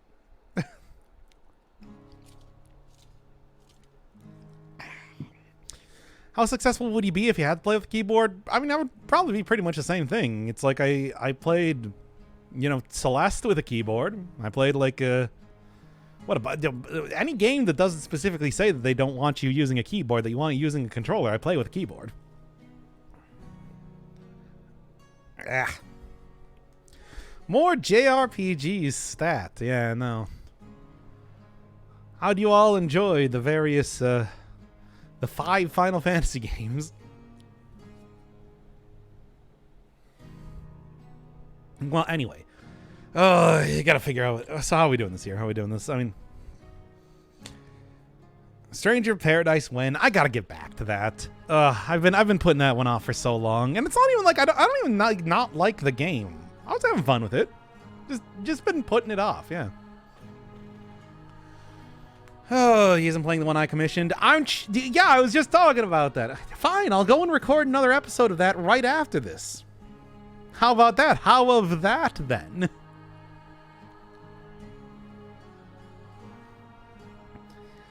Nobody wants to see Clannad.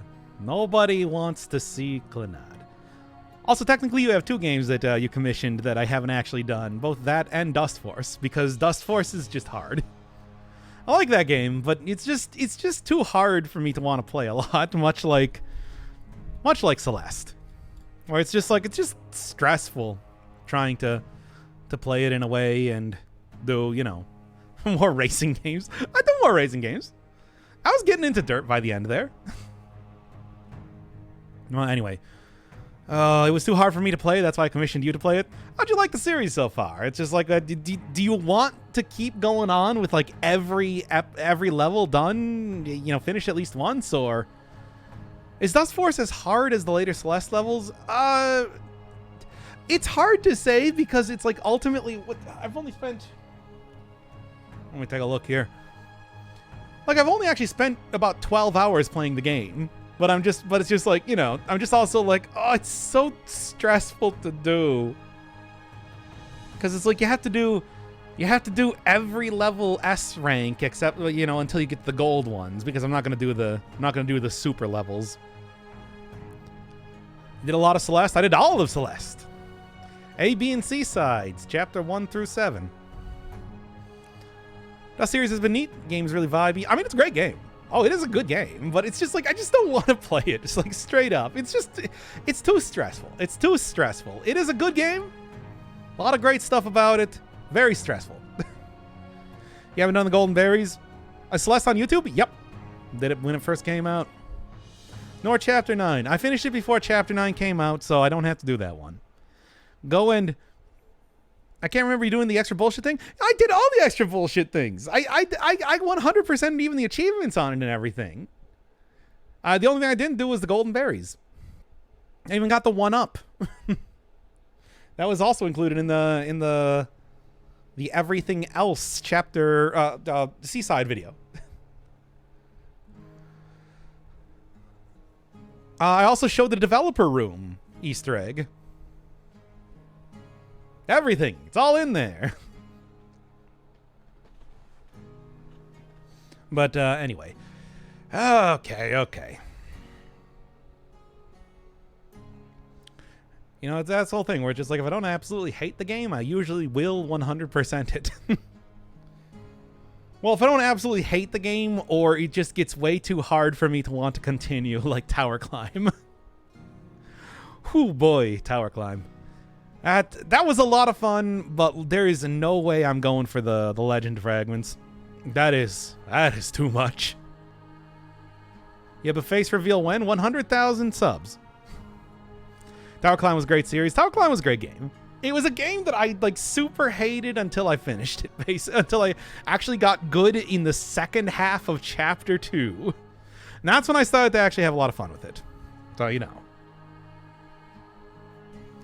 There's good stuff. Hate playing Gollum? I wouldn't hate play it. I would definitely, like, I would act foot reveal. I'll reveal my feet right now if that's what you want. Like, which one do you want? You want right foot, left foot, both? Any specific poses? You know, anything like that?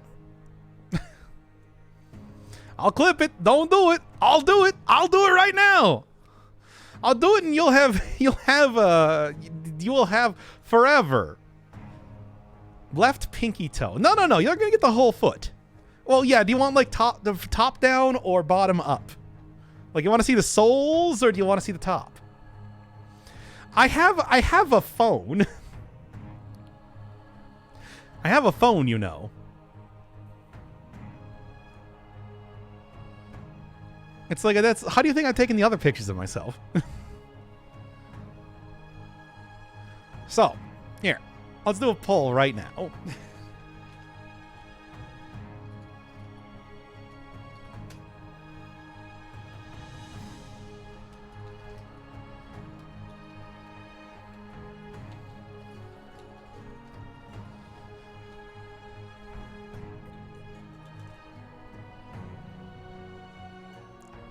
Let's take a look. Do you? I mean, I had a point reward for doing that at one point in time, where it was show 1 square centimeter of my body, and then it got too much in my face, so I decided not to. This is why you can't be present. I'm not voting. Well, then I guess it's gonna be yes now, isn't it? That's how you say no.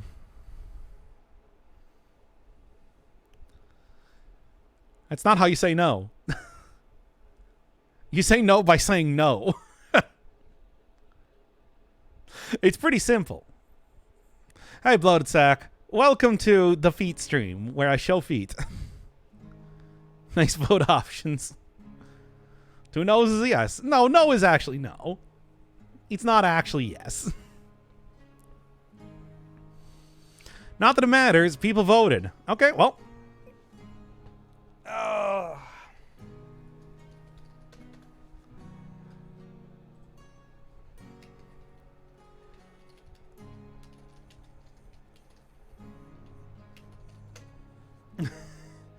And now, let's see. Which one are you doing? These the stun locks you and second guy do right before you record Hitman? Oh, yeah. Oh, yeah. I mean, pretty much. I don't think Twitch would allow me to turn that into an emote.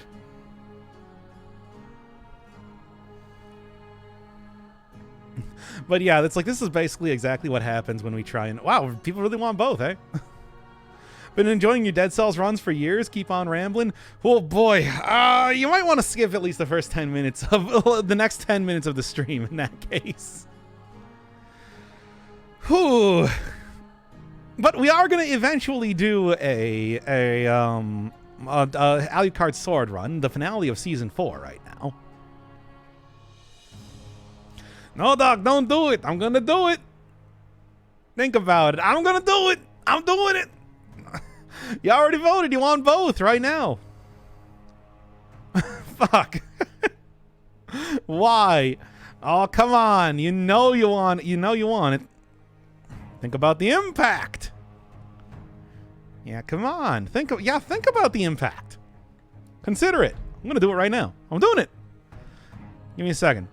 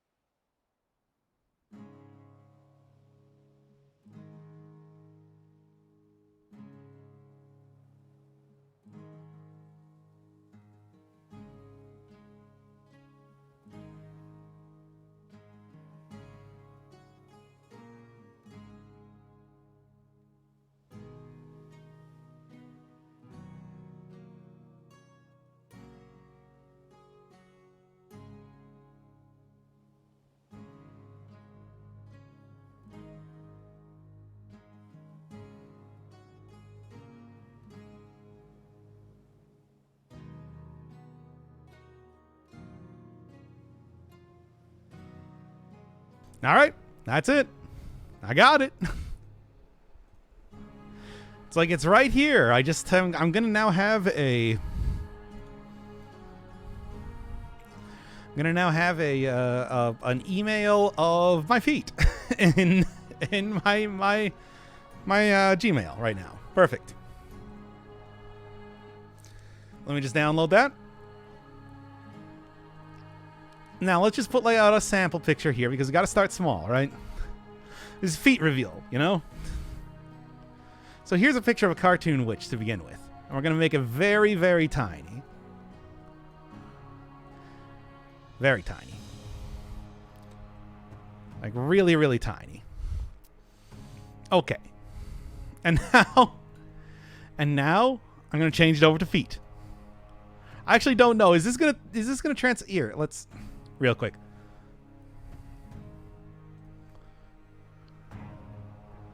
It's the 26th today, right?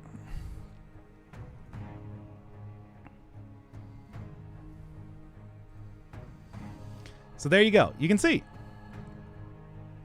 See, that's very clearly feet. A little bit bigger.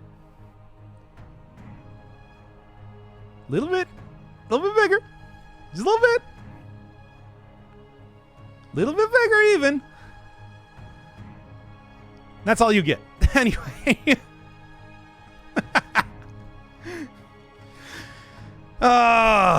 Okay. And if you are good boys and girls, if you're good boys and girls, you can get even more feet. Okay? Right now, that's all you get. Those feet. Names of feet. You can also very clearly see Dead Cells in the background there, too. The little moon in the upper left corner. You can also see yourself over there on the right.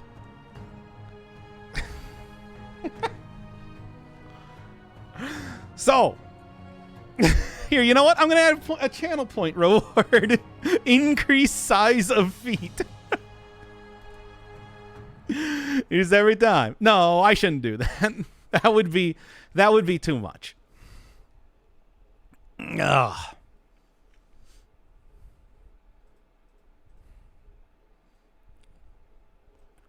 Just going to put it down the right corner there the entire time.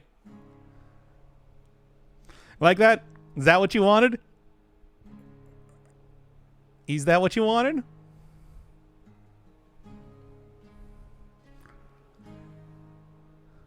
Will this be in the video? No.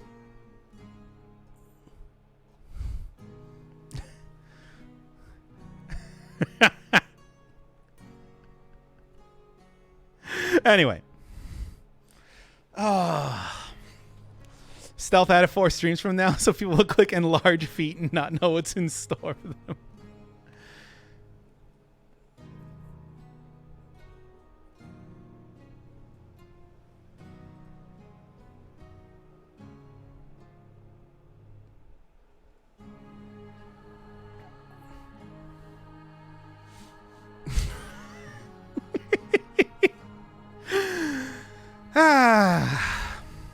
Okay. Anyway.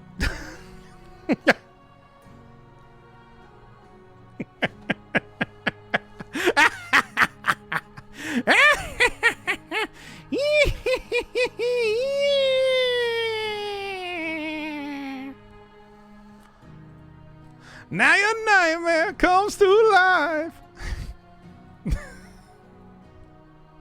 Anyway.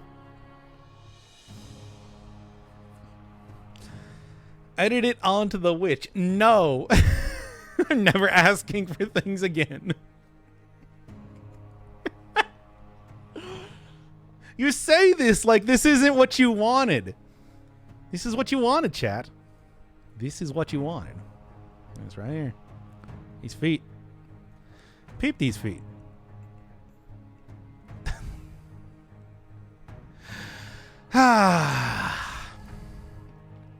Why'd you do it? Why did I do it? That's a good question. I'm going to delete this VOD. Anyway, so we're now going to actually start out the... If I wanted feet, I'd look down. Or you can look at this.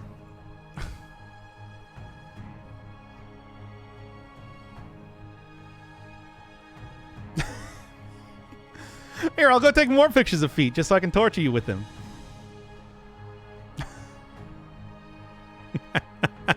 How to hide chat and streamer. You can't. Anyway. You do have fat man feet? Well, oh, you don't really have fat man feet. What does that even mean?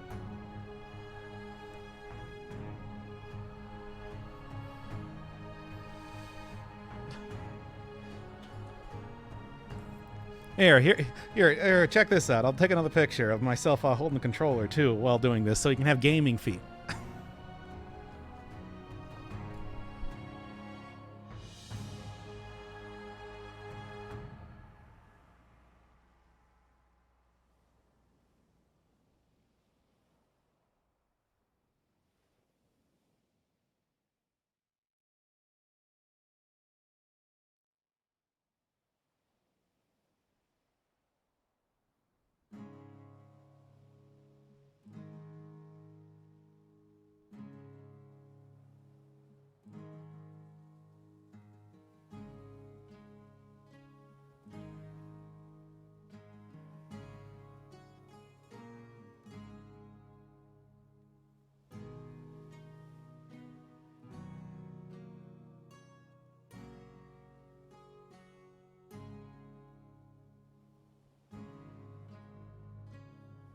Are you going to play Bomb Rush Cyberpunk? I don't even know what that... I've seen that on Steam. I don't know what it is.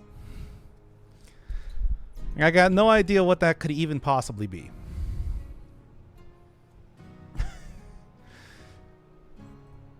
Okay, you know, I really cannot just keep, you know, doing pictures like this. Jet Set Radio clone? Oh, interesting. It's basically just Jet Set Radio. That makes sense.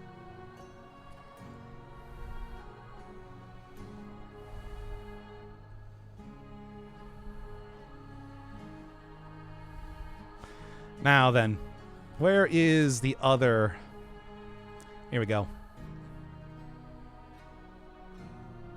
There. How about that then? I'm an adult man.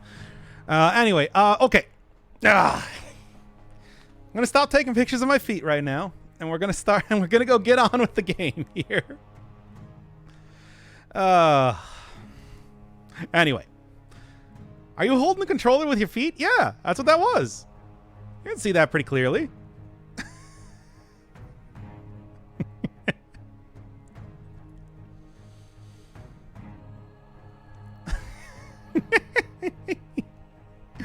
All right, anyway, so we are now at the feet to stream tags.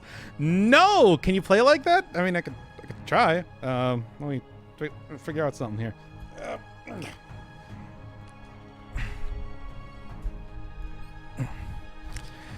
Right.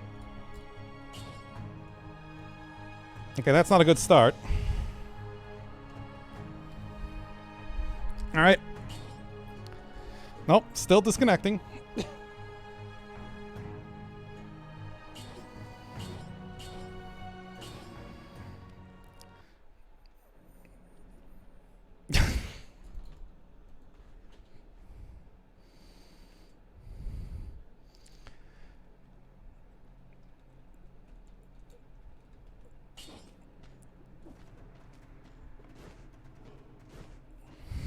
Got it? Okay.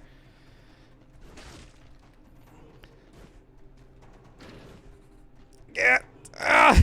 This is not easy, I'll be honest.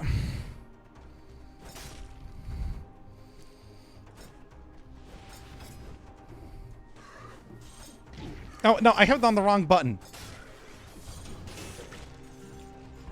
Damn it. Okay, no, I don't think I can do that.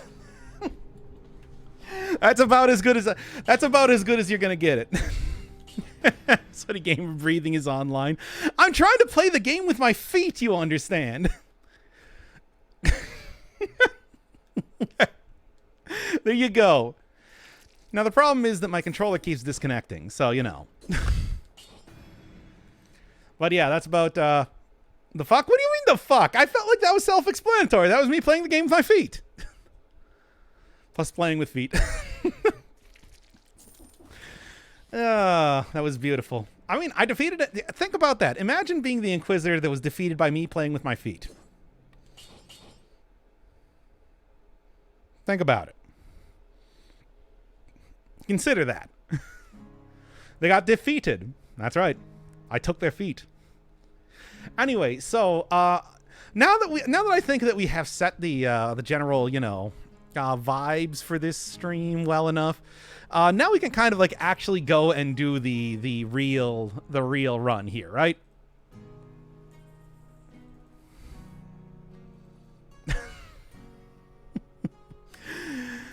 I'm deleting this stream. This one's getting deleted. Anyway. Super Mario Odyssey speedrunners play the game with their feet and their hands simultaneously. Huh. How? Anyway. Okay. Oh. Make the feet picture into your VTuber avatar. No. I refuse. Absolutely not. What would that... I mean, it's like... I would not be a feet-tuber, please. Anyway. Okay. I guess Clannad Part 6 made that clear. Yeah, well, whatever. People can't find my actual Twitch channel as it is, so they're not going to be able to find this one. Add to the feet to the crow, but never show the lower half. Then what's the point? Refuse. 2-player mode, hands control feet, hands control Mario, feet control the cap. I guess that makes sense, doesn't it? Oh, okay. Should I get this game? It looks fun. Yeah, absolutely. I think Dead Cells, especially after so many updates have come out for it, that it's definitely worth buying. But of course, you know, this is also like my major game for the channel, so I do feel like my bias might be a bit intense. Doc, play Bloons Tower Defense 6. I'm poor and can't afford the gift subs or points. Well, too bad. Anyway. But in some time I'll not be poor. Then you can give me money then. Yes, yes, do it. I've also heard about Hollow Knight. Hollow Knight's also a great game. I've actually 100%ed that game several times, including the DLCs and everything. Well, I guess not 100% of the DLCs, but I got like the endings. So, you know. That entire thing. I'll force you to play Minecraft Dungeons. But why Minecraft Dungeons? Anyway, we gotta... Okay. Look, we're recording an actual episode here. Let's do this already. Okay. Let's start this then in 5, 4, 3, 2. The finale for Season 4 of the Showcase runs. Last item that I got. Been saving the best till the very end here. It's Alucard's sword. I mean, okay, this is probably the one that took me the longest to unlock of anything else. And you know what? Sure. Let's just get right into it here, see how this one kind of goes. Because after all, I have actually used this weapon quite a bit back in the Holy Water run. When you combine it with Alucard's shield, also what the legendary version of this weapon does, drops the Alucard shield just kind of as a second item on the ground there. Lets you use both of them at the same time. Here, though, the plan is to be using this separately, really try and get the most out of this weapon. So the basic deal is simple. At mid-range, you teleport to the enemy, Snake Fang style, deal critical damage. Which, I mean, I do very much like Snake Fangs and everything. It's just the mid-range sort of part of this entire weapon is kind of hard to judge. I think, I know that in recent updates they have added the ability where your eye shines a little bit when you're at mid-range, but when there's multiple enemies and everything, it's kind of hard to tell if that is actually happening or not. However, in the meantime, in addition to, you know, like having that teleportation that Snake Fangs does, why not just also give it the poisoning ability too? Yeah, if they're gonna give me diverse deck, why not? After all, this is the grand finale. Even doing this as a stream and everything, which I haven't done, well, at least in a little bit. So come on, there's something to be said about that. Is there really? No, not really. This is just mostly, I think, going to be a very standard sort of, well, I mean, since it's scaling with survival, I'm just going to use survival, right? And then just kind of take it to Dracula, right? Hey, it's Alucard's sword.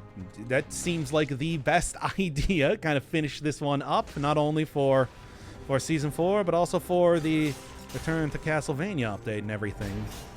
At this point in time, I do feel pretty confident in my ability to fight Dracula, after all. So, what's the route? I don't know.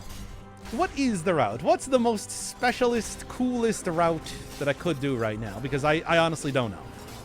I mean, obviously, I am going to need to, if we are going for the Return to Castlevania route and everything, go eventually through the clock tower and everything. But aside from that, it's pretty much whatever I want to do, right? I don't think there's anything particularly thematically appropriate for Alucard. I mean, I'll be honest, it has been a little while since I played Symphony of the Night, and really I'm more familiar with Alucard as a character, like playing him in Castlevania 3, Curse of Dracula, than I am like in Symphony of the Night. Which is weird to say, but I played Castlevania 3 a lot. I did like every level and everything. It's fun. Alucard was always my go-to character, even though I think Grant was kind of like the better character more often than not. He had the ability to have 2 of the sub-weapons at a time, and that did really make a difference, especially when fighting bosses. Also, climbing on walls, everything like that. You know how that is. Okay. And there we go. Go routes you haven't been to recently? What haven't I been to recently? Mandatory bank? Alright, great. Well, we can do that. Sure. I just was in the sewer, right? So I guess Arboretum would be the least that I've gone to as of late? Probably? Maybe? Not quite sure. So yeah, everybody seems to just agree on the bank. Go to the bank. Have fun in the bank. Got it. Yeah, Mama Tick is sort of what I was thinking, because it has also been a while since I've been into the morass, right, too? It is sort of a difficult area, so can you really blame me? Have fun in the bank? Yeah, exactly. Questions that we ask ourselves every day. How does one have fun in the bank? It's not possible, but look, it's not about me having fun. It's about you having fun, right? So yeah, Wish would get me Alucard's shield and everything, but I kind of already done that run, so... Teleportation. Otherwise, just generally decently fast-hitting melee weapon. I mean, not like extremely fast. Also, I did... For some reason, I thought I was doing brutality. No, we're doing... survival. But what? Kill rhythm? I don't know how that would work with Alucard's shield, now that I'm thinking about it. Could have some good synergy there, but I guess I'm really not sure. I'll just take Armadillo Pack. You know what? I never take this thing because I always feel like it's a little bit too good in terms of stuff. Gives you a lot of protection ability as you're going through the game, after all. So, you know how that is. Hey, Solar Major, welcome to the finale of Dead Cells Season 6. Probably to have Dead Cells season... Wait, did I say Season 6? Welcome to Dead Cells Season 4 finale. Probably to have 5 immediately follow it up. So, you know. As it is... Honestly, it's like, aside from the teleportation, this is really just a pretty normal weapon. And most of the time, you're not even going to be activating the teleportation due to the fact that mid-range is sort of a hard thing to judge in the first place. Much less try and get consistently. Sort of works like a sort of, I don't know, skill-based weapon in that way. There's Alucard's shield if I want to do that, but kind of already done it. So I think more often than not, I'm just going to be, you know, poking enemies with the sharp end of the stick here, and then calling it a day. Okay, anyway. There we go. Yeah, because I can try and figure out what exactly... Mid-range does seem to extend to... Yeah, does it... Mid-range, which does seem to be about, like, on the second half of the screen. And that can even include off-screen, but does seem to be more, like, you know... If you were to split the screen into, like, thirds... They're going to be on the side thirds. That's at least sort of what I'm thinking right now. The finale of what? Yeah, Armadillo Pack is great. Armadillo Pack is a really fantastic item. It's just... And it also does synergize with a lot of the... Also does synergize with a lot of the you know, shield-specific mutations and everything like that. What doesn't kill me, and... You know, of course, the one that gives you cooldown... Whatever that one's called, which I can't remember right now. There we go. But it's just like, you know, I'm already doing a lot of rolls. Rolls is your main way to dodge around, just period. So getting a lot of extra use out of that, especially ones that can stop enemies from attacking, which is usually what happens when you get parry. It's just almost like a little... It just feels like something that I would take almost every single time. And unlike, say, something like a... Yeah. Something like, I don't know, disengagement, at least that point, then it's not quite, you know, something that's going to save the run. It's just going to give me a lot of benefit and never take anything different, right? But then again, I do that also with Soldier's Endurance, so what point do I really have to make here, right? Oh, great. I hate this setup here that they just found themselves in. I shouldn't have even sold that, that second. Dang. You know what? I'm going to do this one again. I feel like I can do a better job here. What are those damage numbers? Yeah, it's Slay the Spire outfit.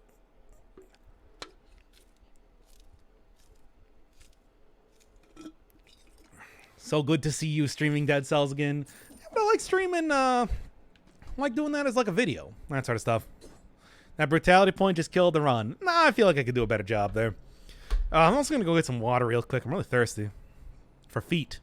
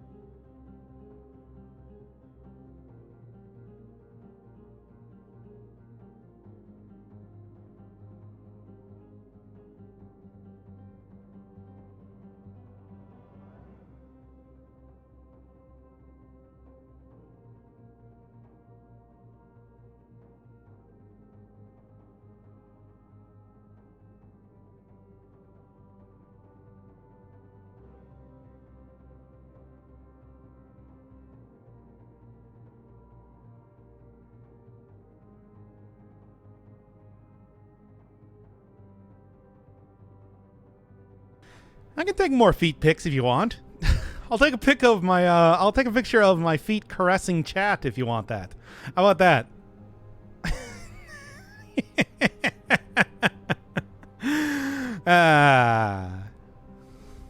Yes.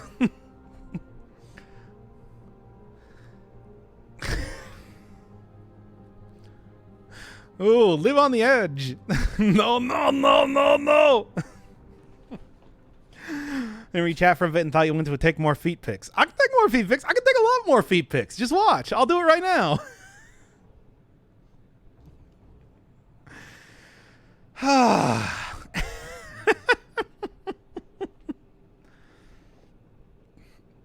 What? You scared of your dad's feet?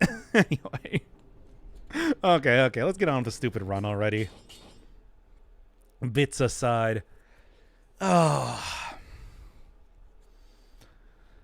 So, what are we doing here? What are we doing? Play the game in peace. I walked a step away for 5 minutes, for 3 minutes. You were doing fine. Yeah, I felt like I could do better though. All right. Let's start this up then. Okay. Starting it then in 5, 4, 3, 2. It's the finale of Season 4 of the Dead Cells Showcase runs. Using what else? Saving the best for last here. It's Alucard's sword. Okay, it's the last item that I had unlocked, and I haven't really used it.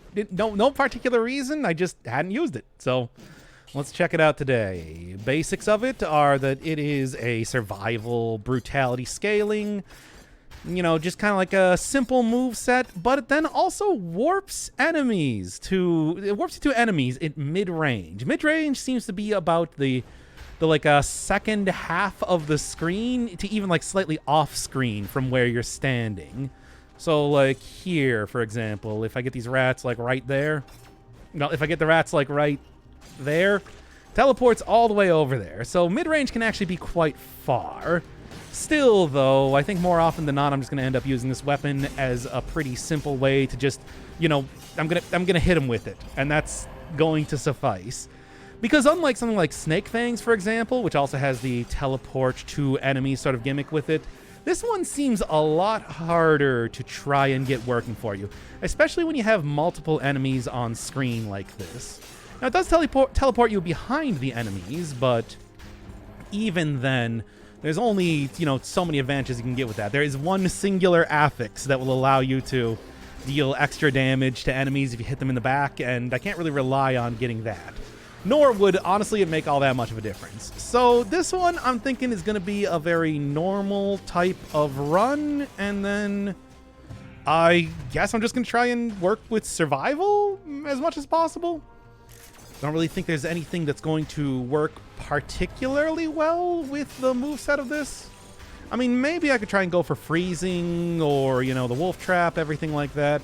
Really try and get enemies in a good position to be hit, but that's about the only thing I can think of. Hey, since this is since I'm actually doing this one as a stream for the season 4 finale celebration, right as I'm probably about to go into season 5, let's be honest here. Chat, you got any ideas? What would be the optimal sort of build to take with this?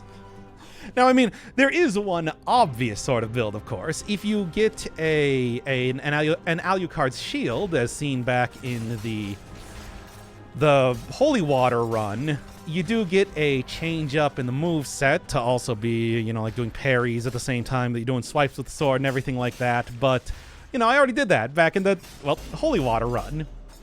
That is what the legendary version of this weapon and also the Alucard's shield does. It just gives you a, legendary version of the item that you don't have. So using Wish on that, probably not going to be as useful this time as a lot of other weapons that I've been using. Well, I mean, it certainly could be, but I don't know. I've already done, like I said, I've already done that run. Kind of. I don't know if I really need to do another one like that. In all honesty, this is sort of like just a formality so that I can... I wasn't really paying attention there, clearly. This is just a formality so that I can, finish up the season with a weapon that I haven't really showcased as of just yet. More than anything else, right? Anyway, teleportation gives you invulnerability frames. I think that's also the case for like the Snake Fangs, and also, if I'm remembering back in the day, the old version of the Meat Skewer, when that used to thrust you forward to kind of a ridiculous degree. In fact, overall, this weapon just entirely, it reminds me a lot of the Meat Skewer, but with, instead of having a move set where you fly forward, it just teleports you forward. That whole thing. And it also gives you, it also is survival scaling. It's a fairly fast weapon for survival scaling. Probably say that's got to be comparable to the shovel, which is not, the fastest, but is decently quick, right? Meat Skewer still thrusts you forward quite a bit.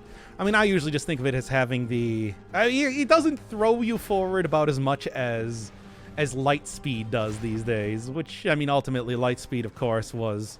I'm fairly certain just taking that move and making it into its own item, of course. So, there is that entire thing. Well, anyway... You can parry the red line from elites. You can parry actually like most of the thing from elites. It's something that I usually don't end up doing because it's kind of hard to get the timing down. But yeah, you can stun them like that. If you have like freeze enemies that you parry, everything like that, that can also work well too. Take out elites pretty easily. It's just, something that I don't often want to try. Also happened recently with the... What run was it where I was like parrying the big circular hit that the Mimic does when they have a weapon? That sort of stuff. Crystal bullets. Circling one, I think you can parry the circle when it first appears. I don't know if you can parry it while it's going around in a circle. Or at least I don't remember if that is the case. What to take. Want to do something a little bit different for the finale here, but so Soldier's Resistance, probably not. Spite? No, that doesn't really work quite well. Kill Rhythm? Maybe? I never take Astronomy. Let's go for that. After all, what I'm working with right now is a healing sword, so a vampirism sword, which is in some ways fitting, in other ways probably risky. So, that entire thing. Yeah, it's like didn't really try, and Cocoon parries any and everything. Yeah, it's one of the major advantages that you get by using Cocoon, after all. Even stuff like, from what I understand, like slammer hits, you know, ground slam sort of stuff, which are normally just completely unable to be parried because, you know, they're like shockwaves on the ground. That does still work with the... Okay, here we go. This is already a good start for using gastronomy.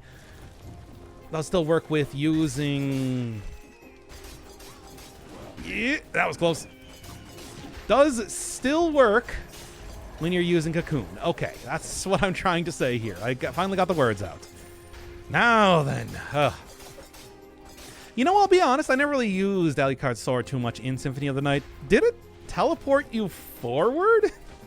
I don't really remember that being a thing in those games, but then again, I don't know if I ever even found it. All those weapons were sort of hidden, right? The shield and the sword and everything like that. They're also quite powerful, if I remember, too. I don't know. I mean, this is... Of course, you just get it straight from Alucard in the DLC here. Doing a... going through the Richter mode that exists when you get into Dracula's castle. You can go and pick that up, what is it, on the far right of the map, I think, and that will unlock it automatically. Sort of in the same way that getting the shield from Alucard when you first meet him in the Castlevania area. You just kind of pick it up in a back room. It's like same sort of thing, but yeah, like I said, I don't really remember it being like that. You unlock Morningstar? Of course I did. I did the old tickling weapon run. I also actually used it quite a bit in the taunt run recently too. Yeah, just that one's just doing the Castlevania code, of course. The Konami code. It's obviously originally a Contra thing, but yeah, I definitely used that one an awful lot. And most recently, trying to get a lot of healing ability out of it. That's a fun one. It's a fun weapon. Is it a particularly good weapon? I don't know, but it is fun. I had a good time using it. Rebound Stone here, another one of these weapons where I'm just like, man, doesn't seem very good, but boy, oh boy, especially the legendary version works extremely well. All right. Now then, you do that, and then it looks like this is... Looks like this is about to give me a legendary item. Also, ow, what the hell? Cudgel. Hey, Cudgel's not bad. I'll absolutely take a legendary Cudgel. Just extra stun time. That was sort of the thing that I was talking about when it comes to actually using synergies. Grabbing something that gives you a little bit of extra time to get in the correct position for this, right? Think it could work. I think it's like not impossible to have it work at least. Well, we'll see. Gastronomy is such a good pick when you don't need to heal. You get a lot of damage. And that's at least what I'm looking at right now. It's just, I don't know, more often than not, especially on 5-cell mode, you lose a lot of health very quickly. Observe right now. And then I usually feel like I'm in a very bad position if I don't have, you know, even if you get a lot of food drops, I just feel like saving them is a good idea. So, anyway, well, let's see how this goes. All right. Okay, really don't like that. But, you know, at the same time, as much as I don't really parry as much as I probably should, still know the basic timings on most of these characters, right? And it works out just fine. Now, of course, I do kind of want to get a more powerful version of this weapon, but at the same time, I also kind of want to keep the healing at least until... because I can't really put that into the backpack now, can I? Also, teleporting into enemies has kind of resulted in me jumping into spikes a couple times in this area. I expected that, but still, though, it has left me in a bad position, is the point I'm trying to get at here. Okay. There we go. No, it has to, unless it's a legendary version. Legendary versions, you can have two of the same, but otherwise you can't pick up two of the same thing, even if you're just putting it into a backpack, which is, of course, what I would be doing here. Having two Alucard swords not really going to be super useful by itself. That's something they did. Not like recently. It's actually been a little while. But I don't remember exactly when that was a change they made. This thing was specifically to stop stuff like, you know, using 2 times ice shards, I think it was, really. Because that was, of course, an extremely powerful combination. But for whatever reason, I mean, it's something you can change in the... Yeah, that was close. It was something you can change in the custom mode menu and everything if you want to, but, you know, I try and keep things vanilla. So, at least relatively vanilla. Obviously, I have a lot of the melee items turned off, but still... It's a thing. Alright. Couldn't put the same weapon in the backpack. Nope. It only ever just replaces whatever weapon you currently have in that slot. Whether it's in the backpack, whether it's in your main hand, offhand, whatever it is. So what do you got? Projectile damage. Well, at this point in time, I am going to go back and grab the more powerful version of the weapon. Since it doesn't really have a specific critical, or at least, you know, a consistent critical that I could possibly use, getting a more powerful version of it seems like a good idea. What? Your backpack? No. What I should be putting into my backpack is like a shield or something, and then go use Armadillo Pack. That's generally like the better idea for what I should end up doing with this run, especially if I'm trying to do something a little bit different for the grand finale of this season. Even though it's just like, yeah, I'm just gonna go continue next season. Yeah. Teleportation. Oh, nice. Teleportation. Not doing me a lot of favors, at least as of right now. Whatever. Now then, 7? You know, hey, first area, 7 in survival. Not doing too bad. Now I am going to end up taking, of course, the curse chest in the next area, which... I don't even know what I was thinking there. Which is probably not going to be good for me, but hey, let's see how it works. Yeah, of course. Well, hey, survival run means that I don't take too much damage from spikes. Only a bit of damage from spikes. Only quite a bit of damage from spikes. Look, I'll recover. It'll be fine. That's what I'm saying here. Okay. Well, good enough. Money shooter down there, which, while that would be fun, not quite what I am looking for in terms of secondary items. Because, you know, it's not going to work with the survival build that I have. As always. You know, I bet Money Shooter would still be pretty good even without having it do survival, but still. I was sort of hoping to get the teleportation there, to be honest, so that I could get a... Nice. I'll do it. Sure, gastronomy... Getting the gastronomy usage might have also been good too, but I'm going to get max malaise regardless, so whatever. It's fine. Anyway, but my new PC, got the new hard drive installed, Dead Cells on it. I did a copy of my save. I'm putting it on it. But something went wrong, so now I lost my save from a year ago. Yeah, I've actually noticed that. It used to be back in the day that it was really easy to just, you know, copy and paste your save. I remember when they first introduced the Hand of the King. And, you know, we didn't have any sort of test areas or whatever. What I did was I just save scummed an area to get practice against that guy. You know, just before actually starting to do some of the runs when that was first introduced. Yeah, that's right. I save scummed everybody. What are you going to do about it? Anyway, it's like, yeah, but these days, I guess it really just uses the Steam Cloud Save or something so that it doesn't actually work anymore.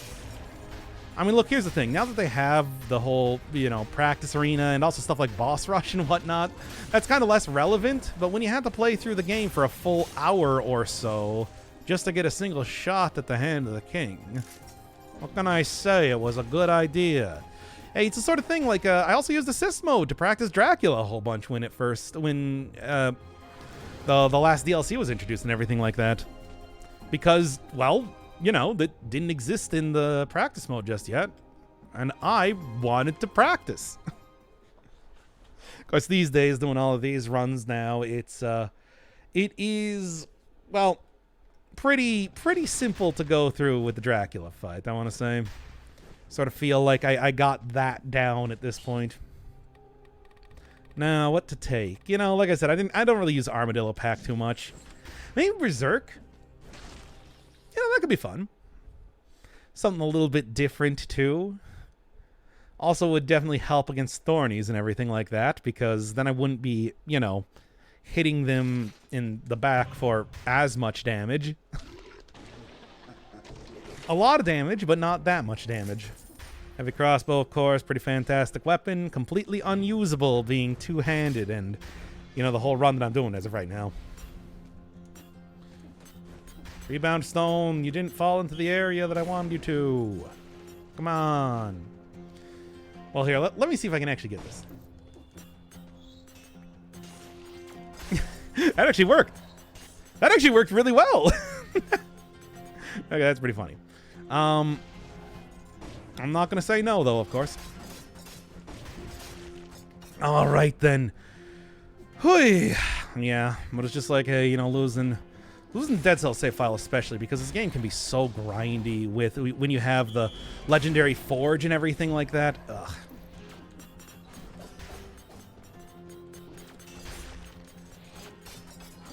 Ooh, that was close.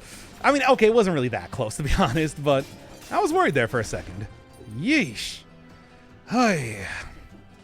You know, one of the things I really do like doing with Dead Cells is just kind of like starting a new save file. I do like the biannual save file and everything like that, just because, you know, whenever I'm feeling like, hey, you know, it's getting kind of like, especially doing a bunch of bad items in a row, which, if I remember correctly, before the Castlevania update, did happen to be, oof. And oh, come on now. Did happen to be doing all of the remaining bad items that I had yet to do in the game so far. But just like starting up a new save file is fun. You actually get to experience progression and stuff like that. You know, as much as I do like the old roguelite genre and all that, ugh, this is not great. It does, being able to actually make progress in a game like that and everything, rather than just, you know, kind of resting on your laurels after you have everything unlocked. One of the major reasons, for example, why I stopped playing Binding of Isaac until Fiend Folio came out, for example, is because, no, okay, is because, like, you know, I got everything unlocked. I just sort of feel like, why even bother playing more runs right now? I've done it all, baby. There's nothing else to go for. If you get like a winning run, then what's even the point? You just kind of, you're like, okay, this is a winning run. Why even bother finishing it? Dead Cells, of course, still one of the great things about Dead Cells is, of course, the winning runs just don't exist now, do they? Oy. Which certainly keeps you on your toes. Like, yeah, then we got, of course, sure. Of course, we got Fiend Folio coming out, which introduces so many new things and, like, new items. The Gauntlet has, despite the fact that the Gauntlet is extremely repetitive, all things considered, it is, I've been having a lot of fun doing that. Like, I've been grinding that out for a couple hours a day here, getting progressively better at these bosses. Oh, that's fun. Could also, actually, you know, thinking about it right now, did you say toes? That's right. Whose toes are those, is what I said. No, but, yeah, what I said here was, this could actually be a pretty decent sort of, yeah. Increase your movement for 5 seconds after a critical hit. Maybe I can re-roll it to get like a lifesteal. Ha! Even invisible, I know the parry timing on those enemies well enough. Yeah, but what was I saying here? Oh yeah, Fiend Folio. It's just like, yeah, even though it is a pretty repetitive and, you know, extremely difficult sort of challenge to do the whole, like, badge route with that, I'm still having fun. Because it's like, hey, it feels like, you know, I'm actually going to be able to... It's not just, hey, you know, the satisfaction of winning. I actually do get to unlock something completely useless, but something. Because, like, after all, you know, pure gameplay Isaac. Isaac is a game that I think really does...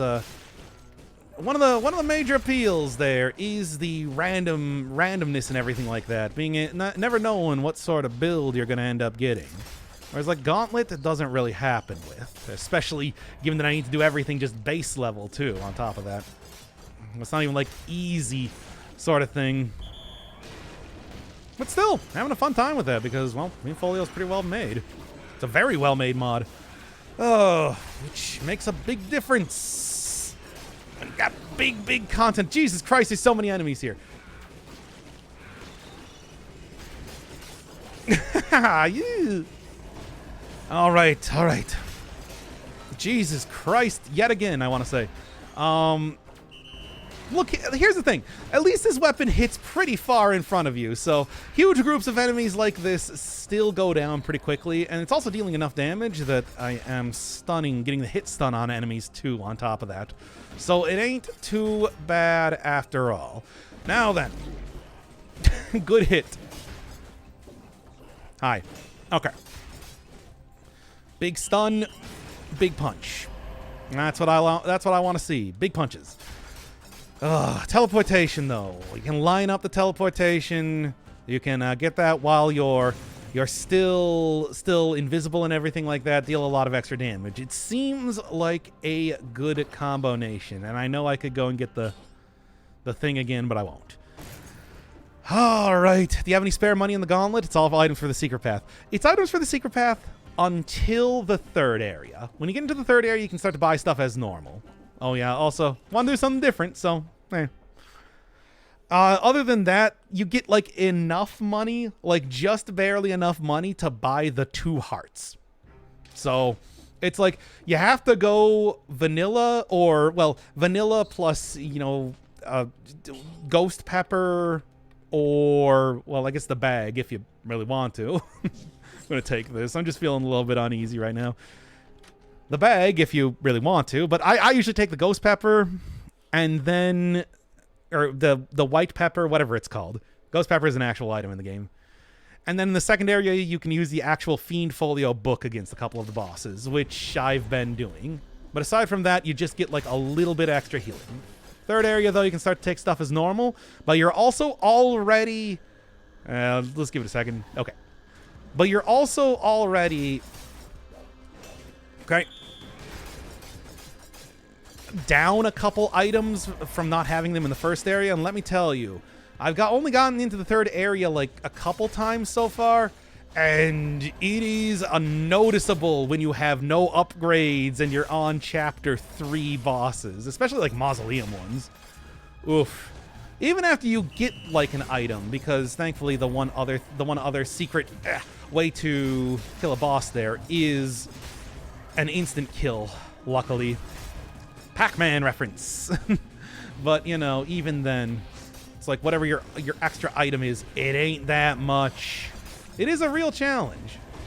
And again, having to play vanilla Isaac, vanilla no items Isaac is not easy.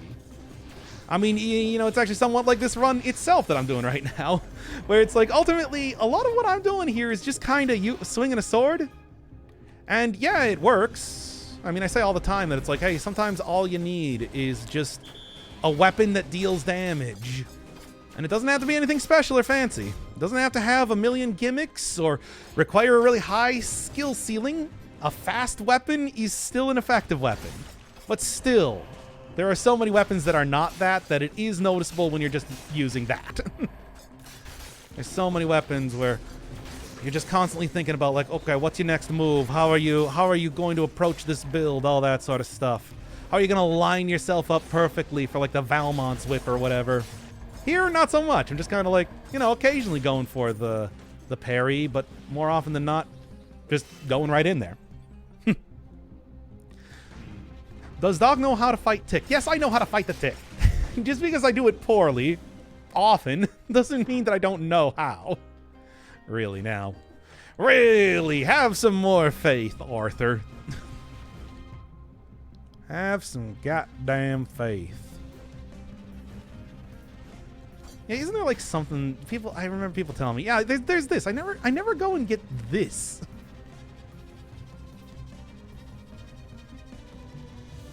Yeah, and you do actually get like a piece of food and everything for that. Which, you know what? I'm going to sell for gastronomy. Yeah, I still got that.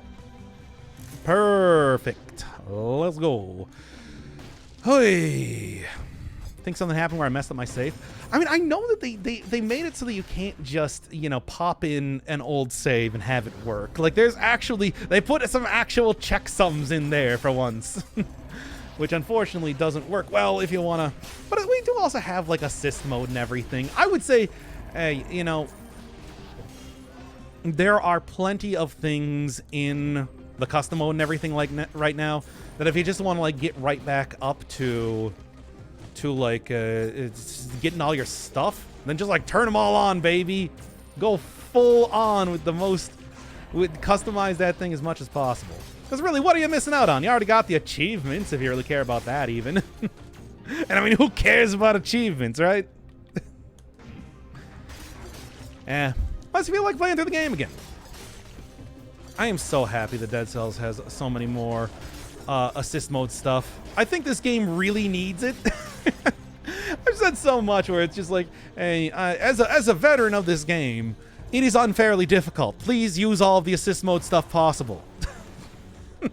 Don't feel bad about it. That sort of stuff, right? Where it's just like, Dead Cells, especially when you get to the point where they stop letting you get potion charges for like 90% of the run, and then just like stop letting you get potion charges, period. It's like, I would consider that pretty unfair. That's why I'm glad that we got stuff like custom mode. And I would encourage everybody to use it. Anyway, unless you want to be like me, playing this game for thousands and thousands of hours. Which, I mean, I don't know, if you want to.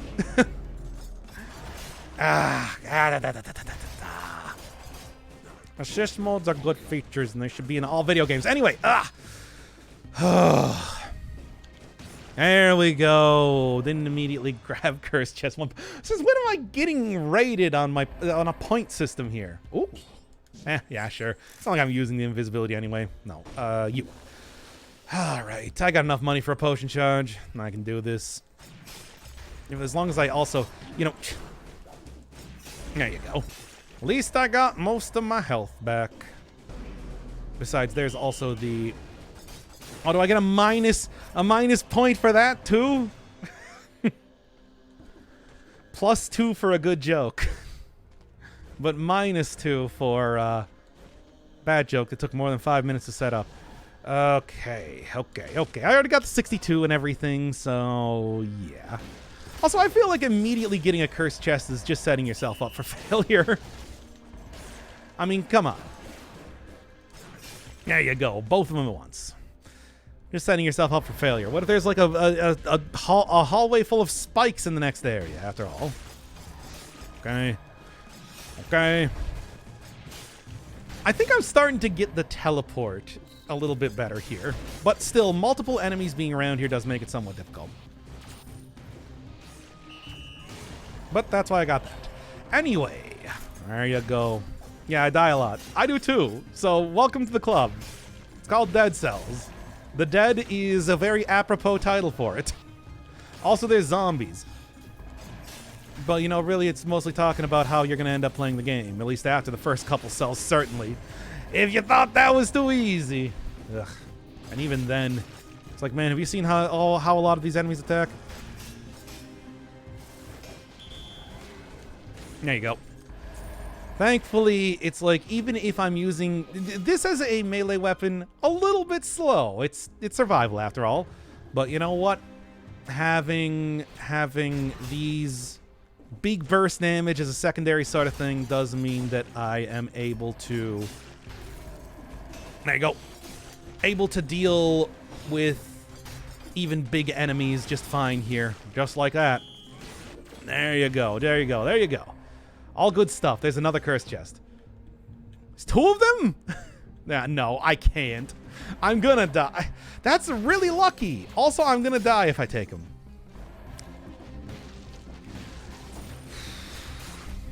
I don't wanna. Do I even have 20 enemies left in this area? No. It's not worth it. You might ask, is it worth it? Well, I'd say let me work it. We're all gonna die. No, but I meant soon. All right. Certainly in Dead Cells. Let me tell you. If you ever get a chance to live in any sort of video game world, don't choose Dead Cells. Choose Pokemon. This is Dr. Inferno's Firebird's sage advice. Live in the world of Pokemon, where they have these creatures called Pokemon. I'm gonna be a professor. I'm gonna be Professor Ginkgo Biloba, and I'm gonna teach you how to use Pokemon.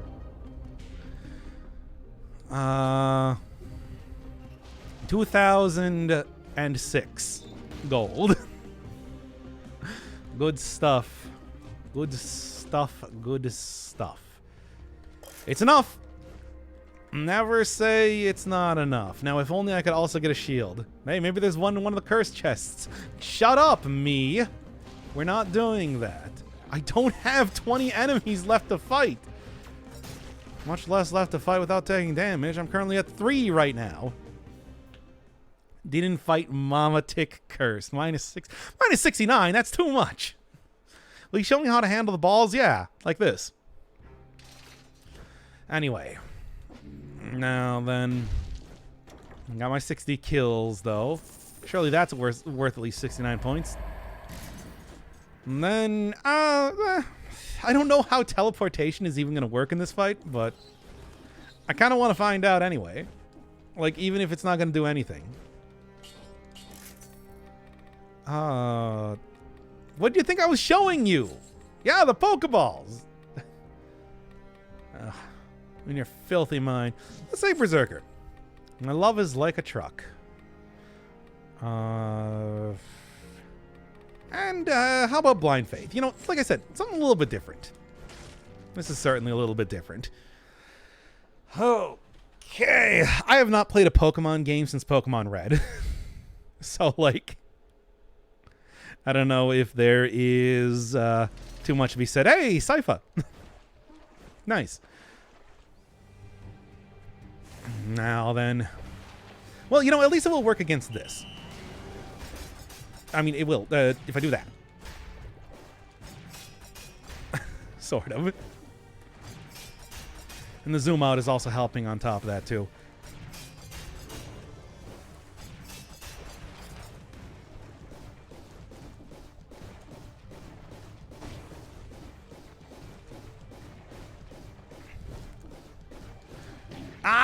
I never do that perfectly. Okay, so it sort of works. I'm not going to say it doesn't work. There you go. Oh, it's weird, though, because you can't really get behind Mama Tick, so I'm facing the wrong way. Oh, that's interesting. I mean, I'll be honest, not very useful for, you know, the sake of actually getting a critical or anything like that, but it's enough. I know that you can just kind of like stay in the corner here a little bit. That works out pretty well usually, but that sort of feels so cheesy. Come on.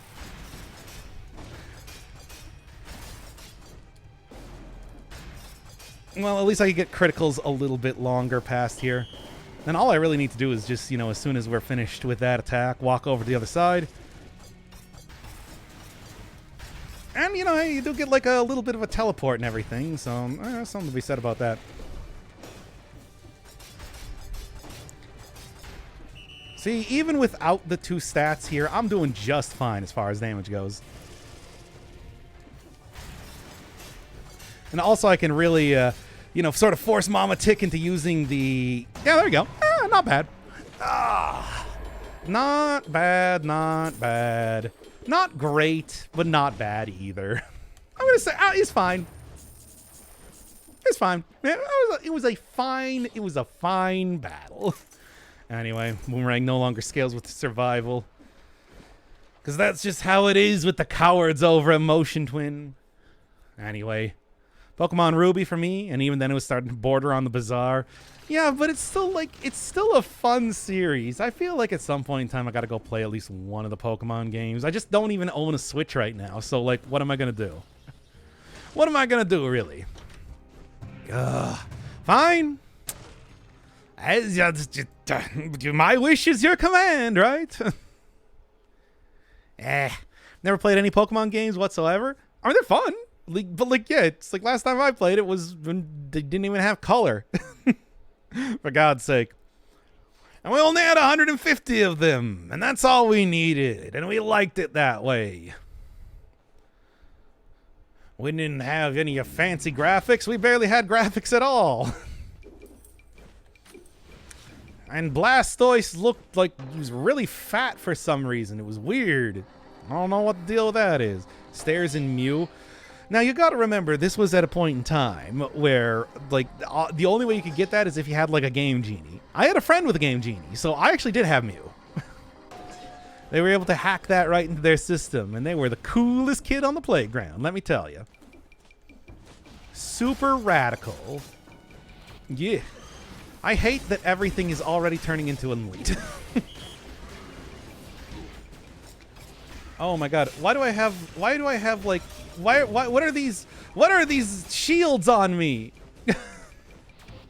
What did I do? Why do I have shields? I didn't ask for shields. I don't know what to do. I'm both confused and scared. I don't know.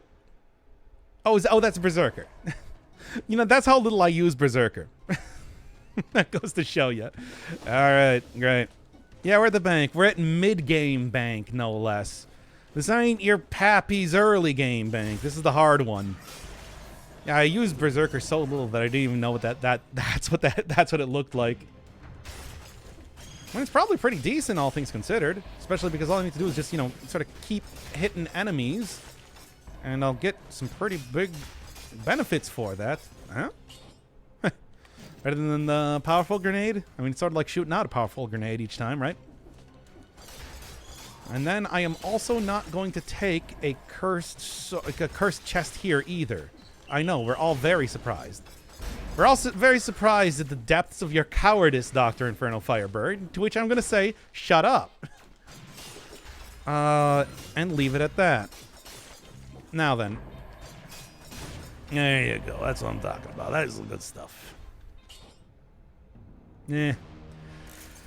Oh, all the myths that popped up around the playground about how to get Mew, especially one about the boat dock. Oh, the classic one is that, yeah, what you're supposed to do is you're supposed to, like, die in the SSN so that the ship never leaves, so that you can go back in there afterwards to get Mew from underneath the truck.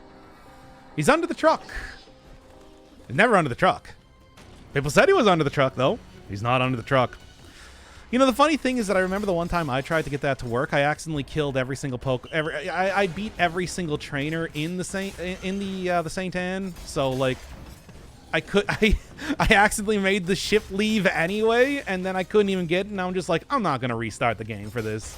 It's not even real anyway. And it wasn't. I was right. I was justified in the end. Punch him. There you go. That's what I want to see. Oh. But yeah, it's like I didn't have as many Mew stuff, mostly because, like I said, I had a friend who had like a Game Genie. So we just, you know, hex edited it right into the game. Wasn't even a big thing. Just had it like that.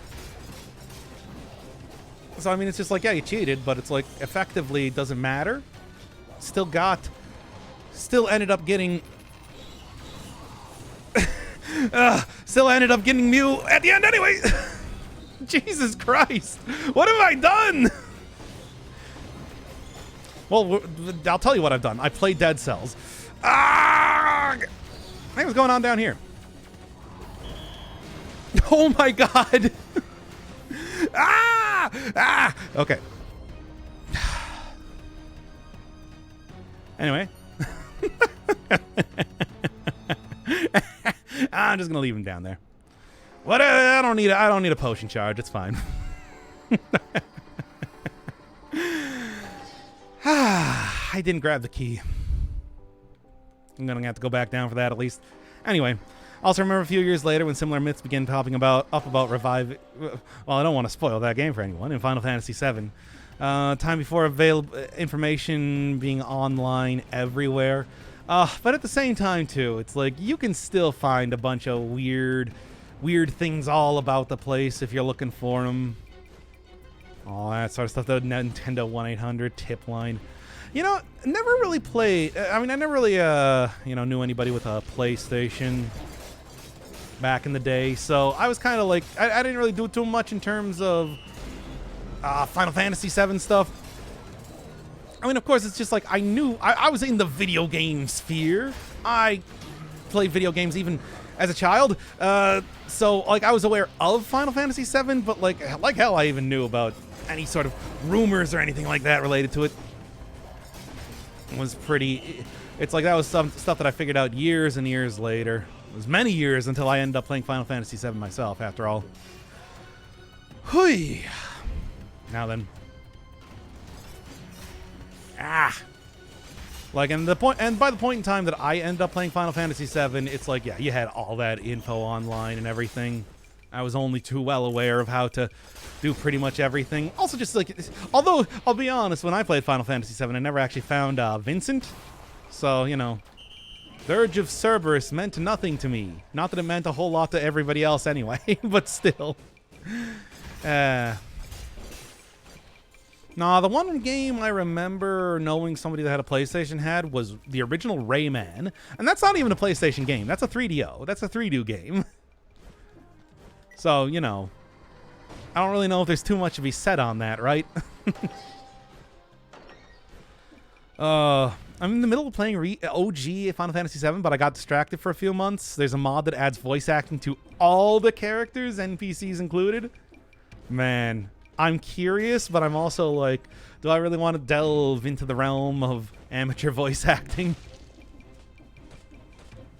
Sometimes it's pretty good. I've seen some good, like, Skyrim mods and whatever. Well, I've seen other people play them. I've never actually played Skyrim myself. There's some decent stuff out there if you're willing to put in the time.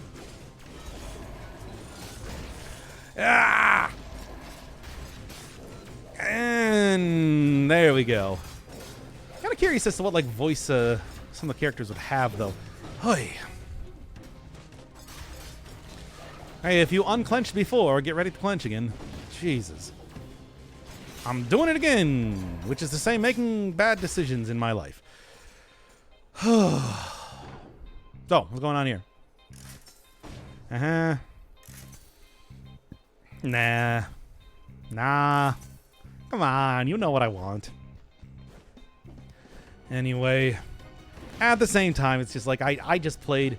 I might even still have Final Fantasy VII. Like we can go and try and dig up my old PlayStation games from when I played Final Fantasy VII. I might still have that. I might have, like, what were the other games that I had? I had Blood Omen and Soul Reaver. So, you know, I only played through Blood Omen though, which was okay. Not like I had a good time with it, but like, yeah, it was, you know, it was fine. I had Koudelka, the precursor to Shadow Hearts, which I also didn't actually play. Chrono Cross, Metal Gear Solid.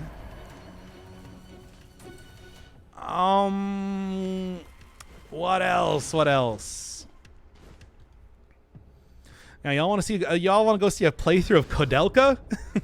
Soul Reaver was a great game. Yeah, I know. I don't know why I just kind of gave up on it pretty early. Like, the point of me playing through, because I'm one of those people. The point of me playing through Blood Omen was because I wanted to have the backstory. I wanted to see the evolution of the game going into Soul Reaver, and then I didn't actually play Soul Reaver. So, like, what was I doing? What was I even doing? Chrono Cross was, of course, you know, y'all know what Chrono Cross is. Sequel to Chrono Trigger. It's okay. It, of course, is a pretty like lousy follow-up to Chrono Trigger, especially because it really does the entire Chrono Trigger cast dirty. But, like, as a game, it's decent. It had a really nice, cool, colorful art style, some really good CG backgrounds and stuff like that. It was pretty expansive. I mean, it did the same sort of like Suikoden thing. Oh, yeah, speaking of which, I had Suikoden 1 and 2. I was pretty unimpressed by Suikoden 2. Sorry, everybody. Sorry, Suikoden fans. You know. Couldn't get into Chrono Cross, not as good as Chrono Trigger, too many one-dimensional. I mean, that's because there's 500 characters in the game. They couldn't give them enough of a... There were maybe like 3 characters that they gave decent characterization to. It was the same thing as Suikoden, where it's just like you have 108 characters, right? Chrono Cross is okay, but it does the OG cast dirty. It does them so dirty. It does them so dirty. It's if you played Chrono Trigger but never played Chrono Cross, it does them real dirty. Trust me. It's like it's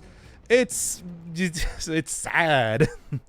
Too many characters, less is more. Well, you gotta understand that this is the era where they start to have compact discs, more space than ever, and they were determined to try and use that as much as possible. Whether it was through... Whether it was through just outrageously long games, I think about something like Legends of Mana, for example, or just games with tons and tons of characters, like a Suikoden or Chrono Cross. They were... It was a not uncommon thing to do in that era of video gaming. It'd be better just kick him in the face rather than have Chrono Cross. At least they'd mostly survive. I'm not going to spoil anything. I know the game is like older than most people watching this video right now, but still. You know what I'm saying. Oh, man. Did I have Xenogears or did I just watch a playthrough of Xenogears?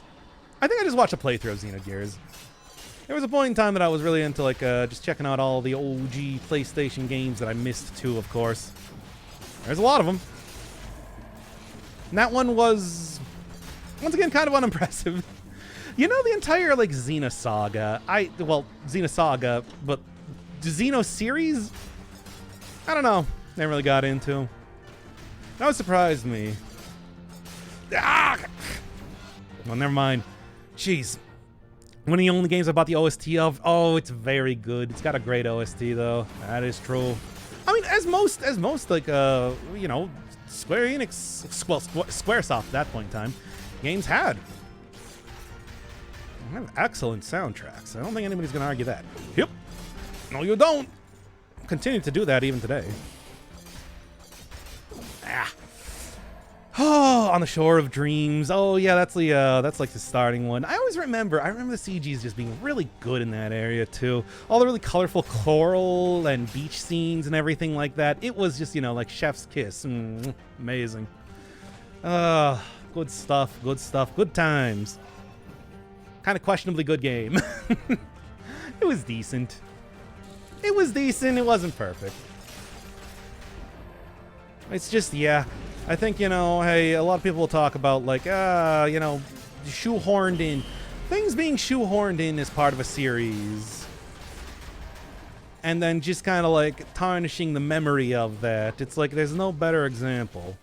Even though I think that's kind of a ridiculous comparison to make anyway, most of the time. It's like, Chrono Cross, I feel like, is the closest thing that I would say comes to that. Yeah. Still, though, I still think it's a ridiculous comparison to make, though. It's a fine game on its own. 100% given and taken, and not much of interest there.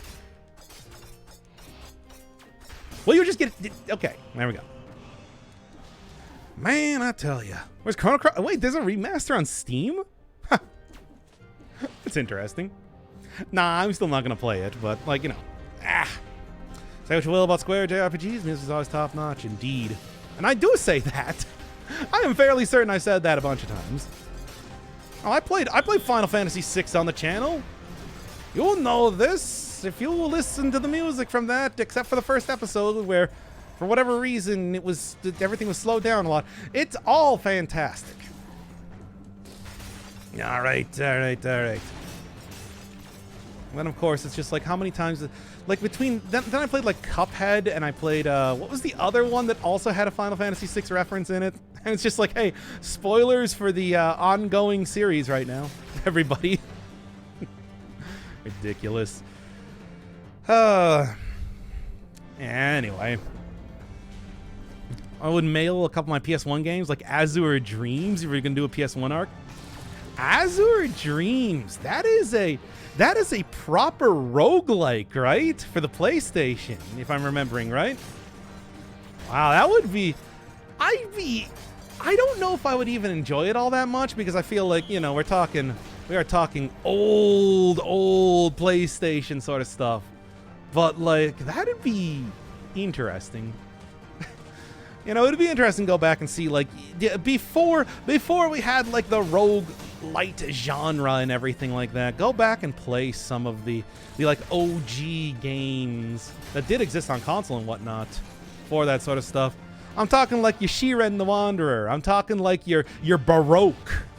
Did you know that that was originally on the PlayStation PlayStation CD? Sega CD? Was it Sega CD? At least I thought it was. Wasn't originally for the Wii, baby. That'd be fun. It'd be an interesting sort of look. If you watch my series on Tangle Deep, definitely have that sort of feel to it. If you're into it. But then again, I don't know. I don't know if anybody's particularly interested in me doing a weird retrospective on, like, the evolution of a genre sort of stuff. Still plenty of other games I gotta play anyway, so, you know. Baroque weirded me out. I want to play, like, I heard about the Sega CD one, and I remember I tried, like, looking for it, and I couldn't find anything on it, which makes me wonder if I was lied to about that. But it definitely does seem like the sort of game that had a release back on the Sega CD. It's got that Sega CD feel.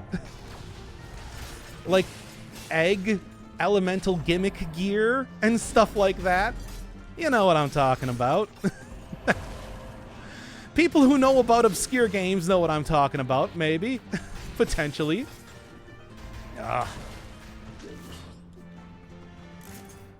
This game's like Juggernaut, for example.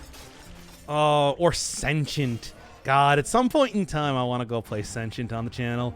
And the Echo Knight games. We were talking about that a bit earlier, old FromSoft stuff. But that's probably going to be a while.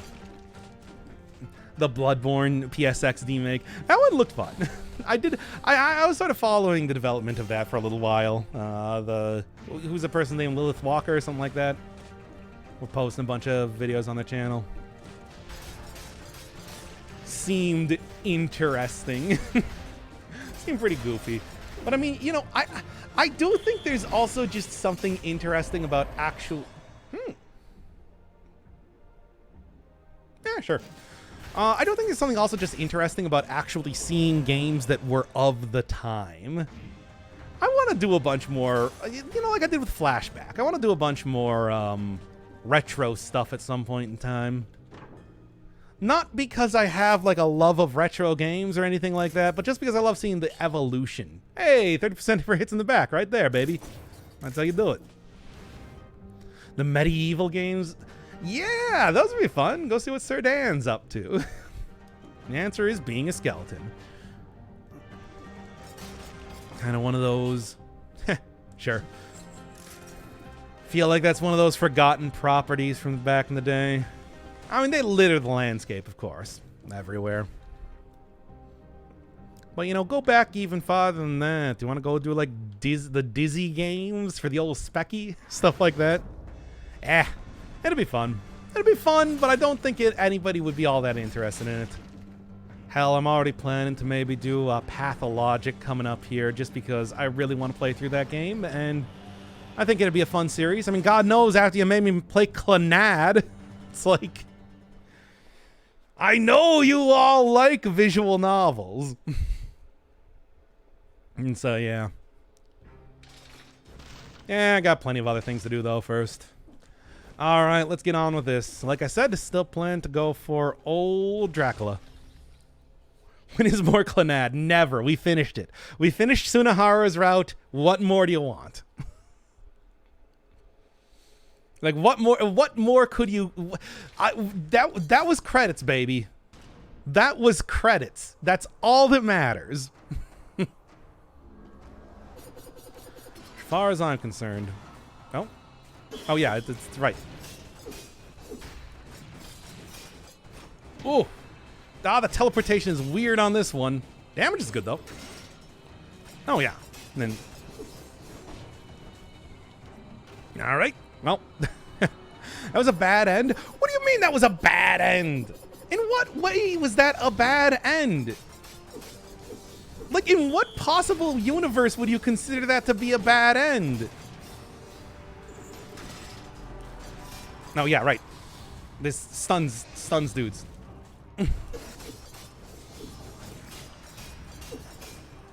Oh, just keep going for it, baby. Oh, that actually worked. Sunahara didn't die. Okay. One spicy wager would be to bet the full Castlevania Retro Saga. I mean, you can't... Well, you cannot bet... You cannot have me play more than one game per the force me to play rules. But, you know, I would not be opposed to doing classic Castlevania stuff. Come on now, though. You know that's not gonna happen. Anyway, on here, yeah, I still gotta. I think the only outfit I'm missing at this point from the bosses, well, I'm missing two, but I still gotta go do the Servants Flawless. Can't believe I missed so many of the death ones. That was definitely because I was doing it on the other save file, but still. Look, you're not getting any more Clannad. Like, I don't want to do Clannad. People don't want me to do Clannad. We saw credits on Clannad. That is literally, you know, like, provided that there's nothing else specific going on with the game, that is, as far as I'm concerned, the end of the saga. And you can argue whatever you want, but you're wrong. My definition has been pretty cut and dry here. I am people? That's debatable. You watch me.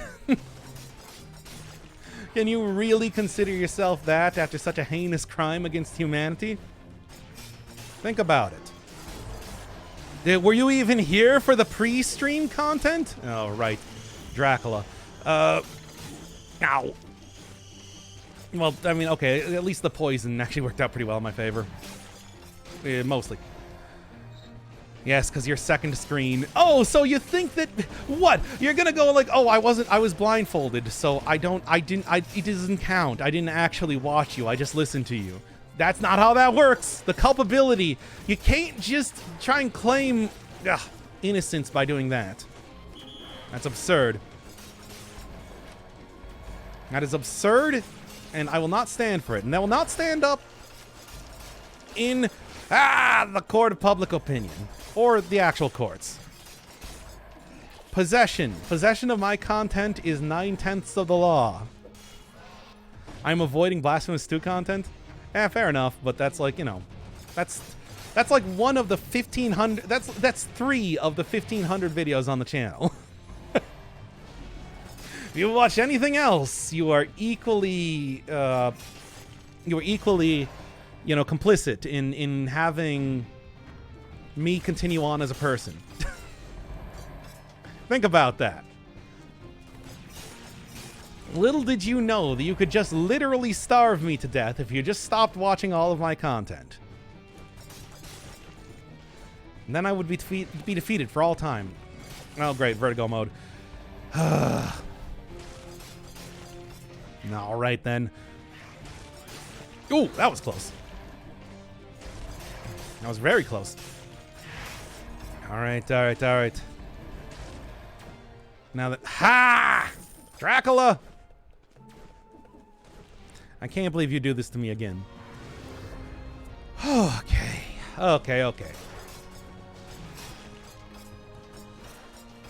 Just hit him! I think the teleportation didn't know what to do because there were also enemies directly above me. Which I think were probably technically closer. And I'm betting it probably tries to go for the closest enemy to you. If I was going to take any sort of guess. Usually tends to be that way. But yeah, though, there's a question. It's just like when you say the classic Castlevania, you're talking like 1, 2, 3, 4, maybe like Rondo, and then...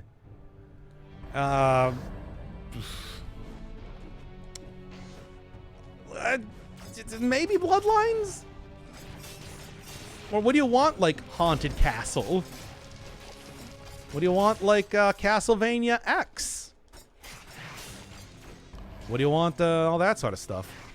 Because there are a lot of Castlevania games, baby. Any sort of long, you know, the same sort of thing that happens with any sort of long-running series like that. Pretty much, I'm thinking NES era. So would that include Kid Dracula, though? Because that is still an NES game.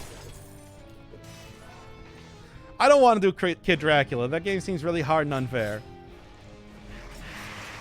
Ah! Oh, boy. You're really doing this to me, eh, Dracula? Good old Dracula. He's doing it to me. Well, yeah, but... Yeah, I knew it. I knew you were going to say that. Of course you want that sort of thing. No, I would do Castlevania 1, 2, 3. I honestly don't even... You know, I have played Castlevania 4, Super Castlevania 4, which is, of course, just a remake of Castlevania 1. But, honestly, I'm not, like, huge into it. I mean, like, it's good. It's, like, really good. But I really actually do prefer the original NES ones. What can I say? That is just straight up my preference.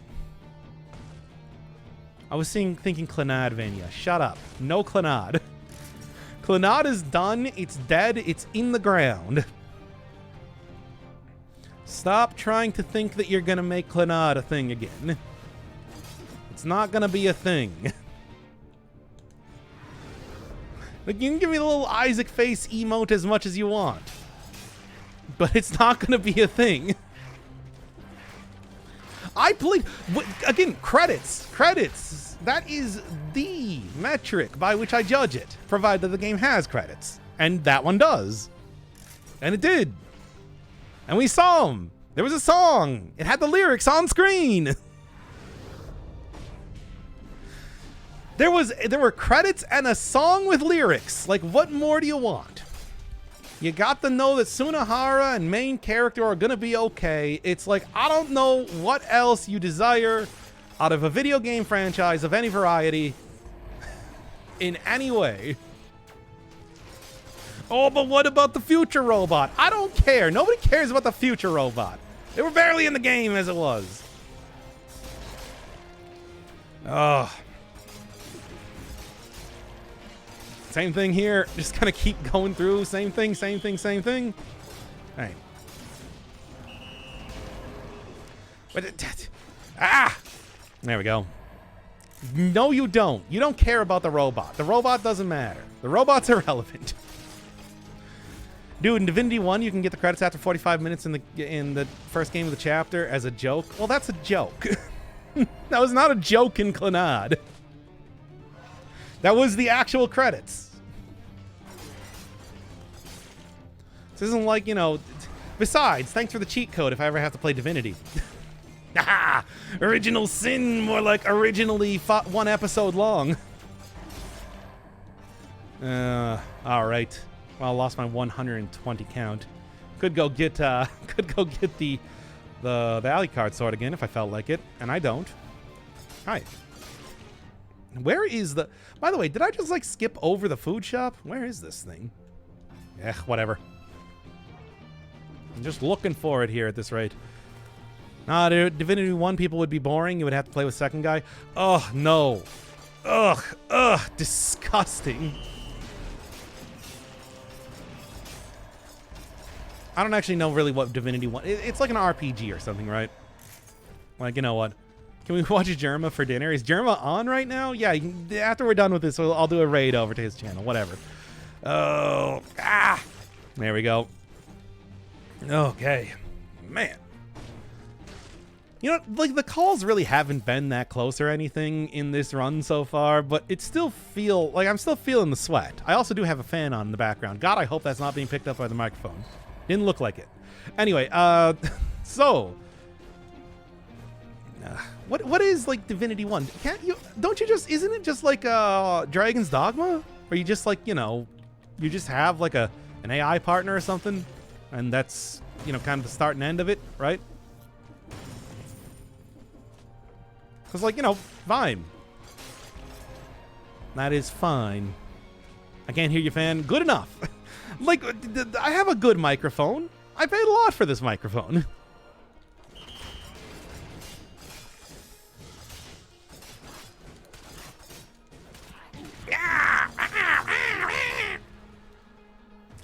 Turn-based combat. Ooh. It's a classic console RPG. Well, nah. I mean, I'm just... Not that I really had too much interest in playing it in the first place, but like, yeah, you know. Dragon, D's nuts, dogma balls. Yes, exactly. That's what I said. Computer, not console. Yeah, no, I'm just making fun of somebody who about 15 years ago tried to tell me that CRPG stood for console RPG, and that it was actually called PC RPG. And when I told them that they were wrong, they said, "What does this guy know?" And I never let go of that. So to this day, I want to continue to make fun of this completely anonymous, unnamed person, purely out of spite, if you would allow me.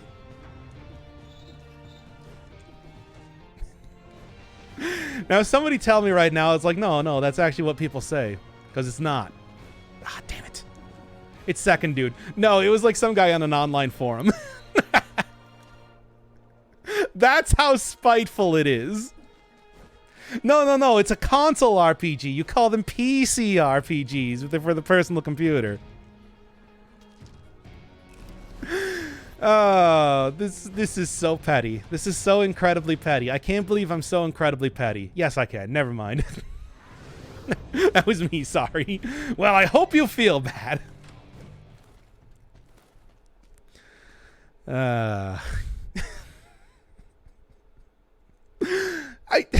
So petty. Well, whatever. Let me have it. Anyway. I don't. Whatever. Good enough. Look, I was able to make fun of you on my internet show. That's all that matters. Like, what more do you want out of life? Anyway, let's get up here and do this. All right. I don't even have silver at the bank. Just gold, as far as the eye can see. Oh, hey, we also get another Castlevania outfit here, too.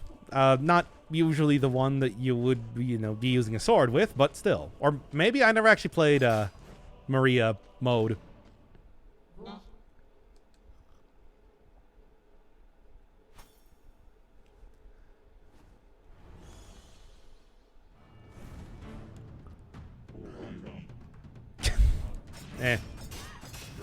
Well, little do you know that this is actually a pretty decent weapon to be fighting you with, Dracul.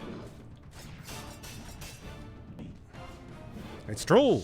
Ah! Bats! Yeah, it's like the reality is that this does actually counter Dracula pretty well. I kind of didn't really think about that until, like, right now. But it's true.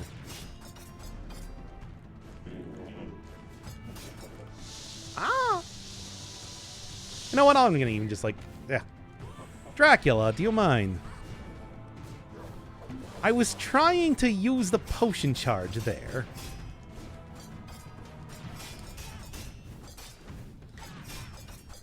When was the last time I actually got hit by Dracula doing that attack, I tell ya. How embarrassing. For me. Then I get hit by it twice, no less. Man, what is up with this being just an absolutely god-awful Dracula fight?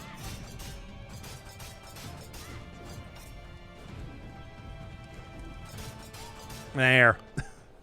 Oh. So it is like 1/5 the character's height. It's a broadsword. Whatever. Anyway. Who's that girl? Anyway, this is Maria. Is it Maria Renard? She was a tiny girl in Rondo of Blood, and then she's a playable character in Symphony. I think it's sort of an Easter egg type of thing. So I never actually played as her, but still. All right. Well, let's go. Dracul, final form. I know how to do this fight. And the answer is to have a skeleton punch him. Yeah!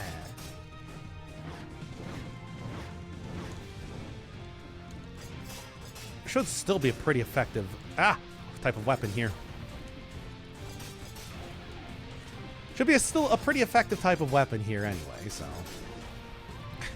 Why am I playing so badly right now? This is weird. No. Yeesh. Dracula, if you don't mind. Okay, you know, I said it was going to be like a pretty decent type of weapon, but to be honest, it has kind of been betraying me in that sense. Wag! It's been teleporting me into attacks more than it's been saving me from attacks, to be honest. Alright. Okay. I know they really make sure that you know. Alright, Dracul. Oh no, bats again! I'm playing so badly. It's kind of amazing.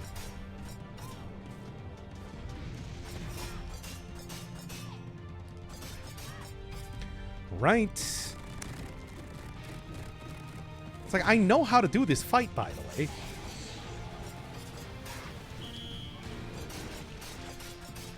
I'm just like one-shotting everything here, man.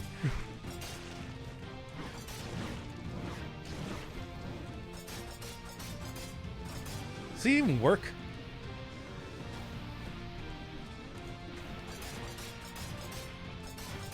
No, I don't think it does. Ah! Little did you know I already had that set up!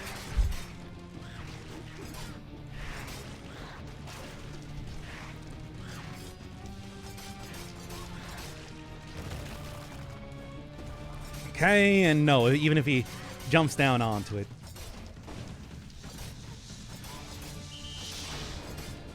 No, you don't. I knew he was going to go for that attack, too. That's why I was kind of like prepping it up. All right. Okay.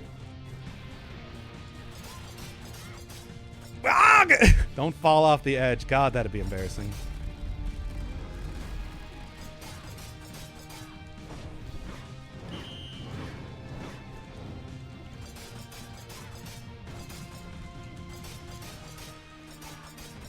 There you go. Hey, I'm the best. Ah. Damn, I'm good.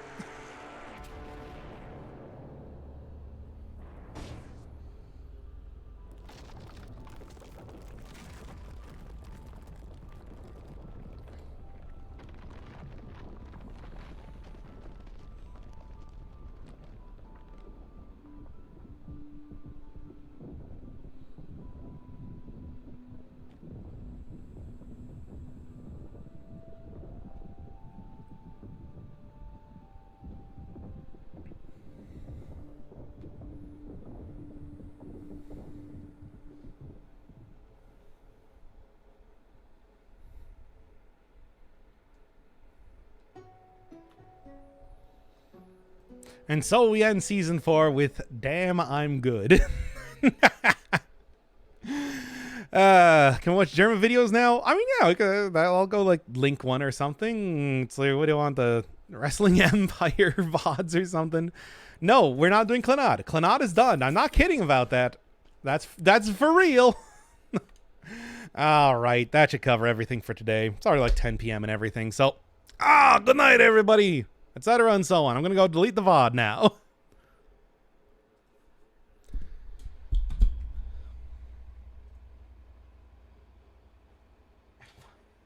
Please, stay up to watch this.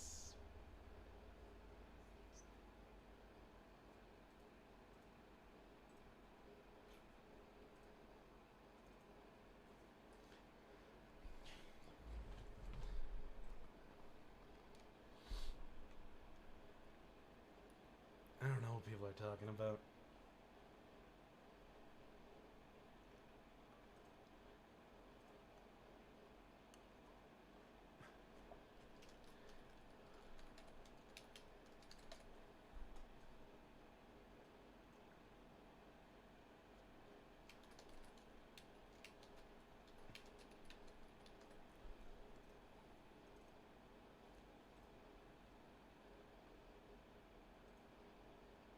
Oh, I also didn't actually turn off the stream.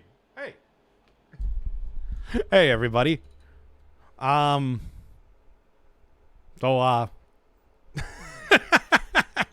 so you get to see me just like sitting over here uploading the VOD, responding to some guy on the channel who says it's desynced, and I'm like, I don't know why it's desynced. I was hoping you wouldn't notice, and I was just, and you're just gonna sit here while I talk to myself about like, I don't know what you mean is desynced.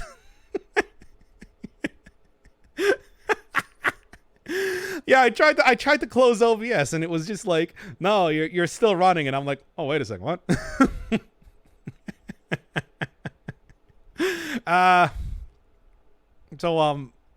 But hi.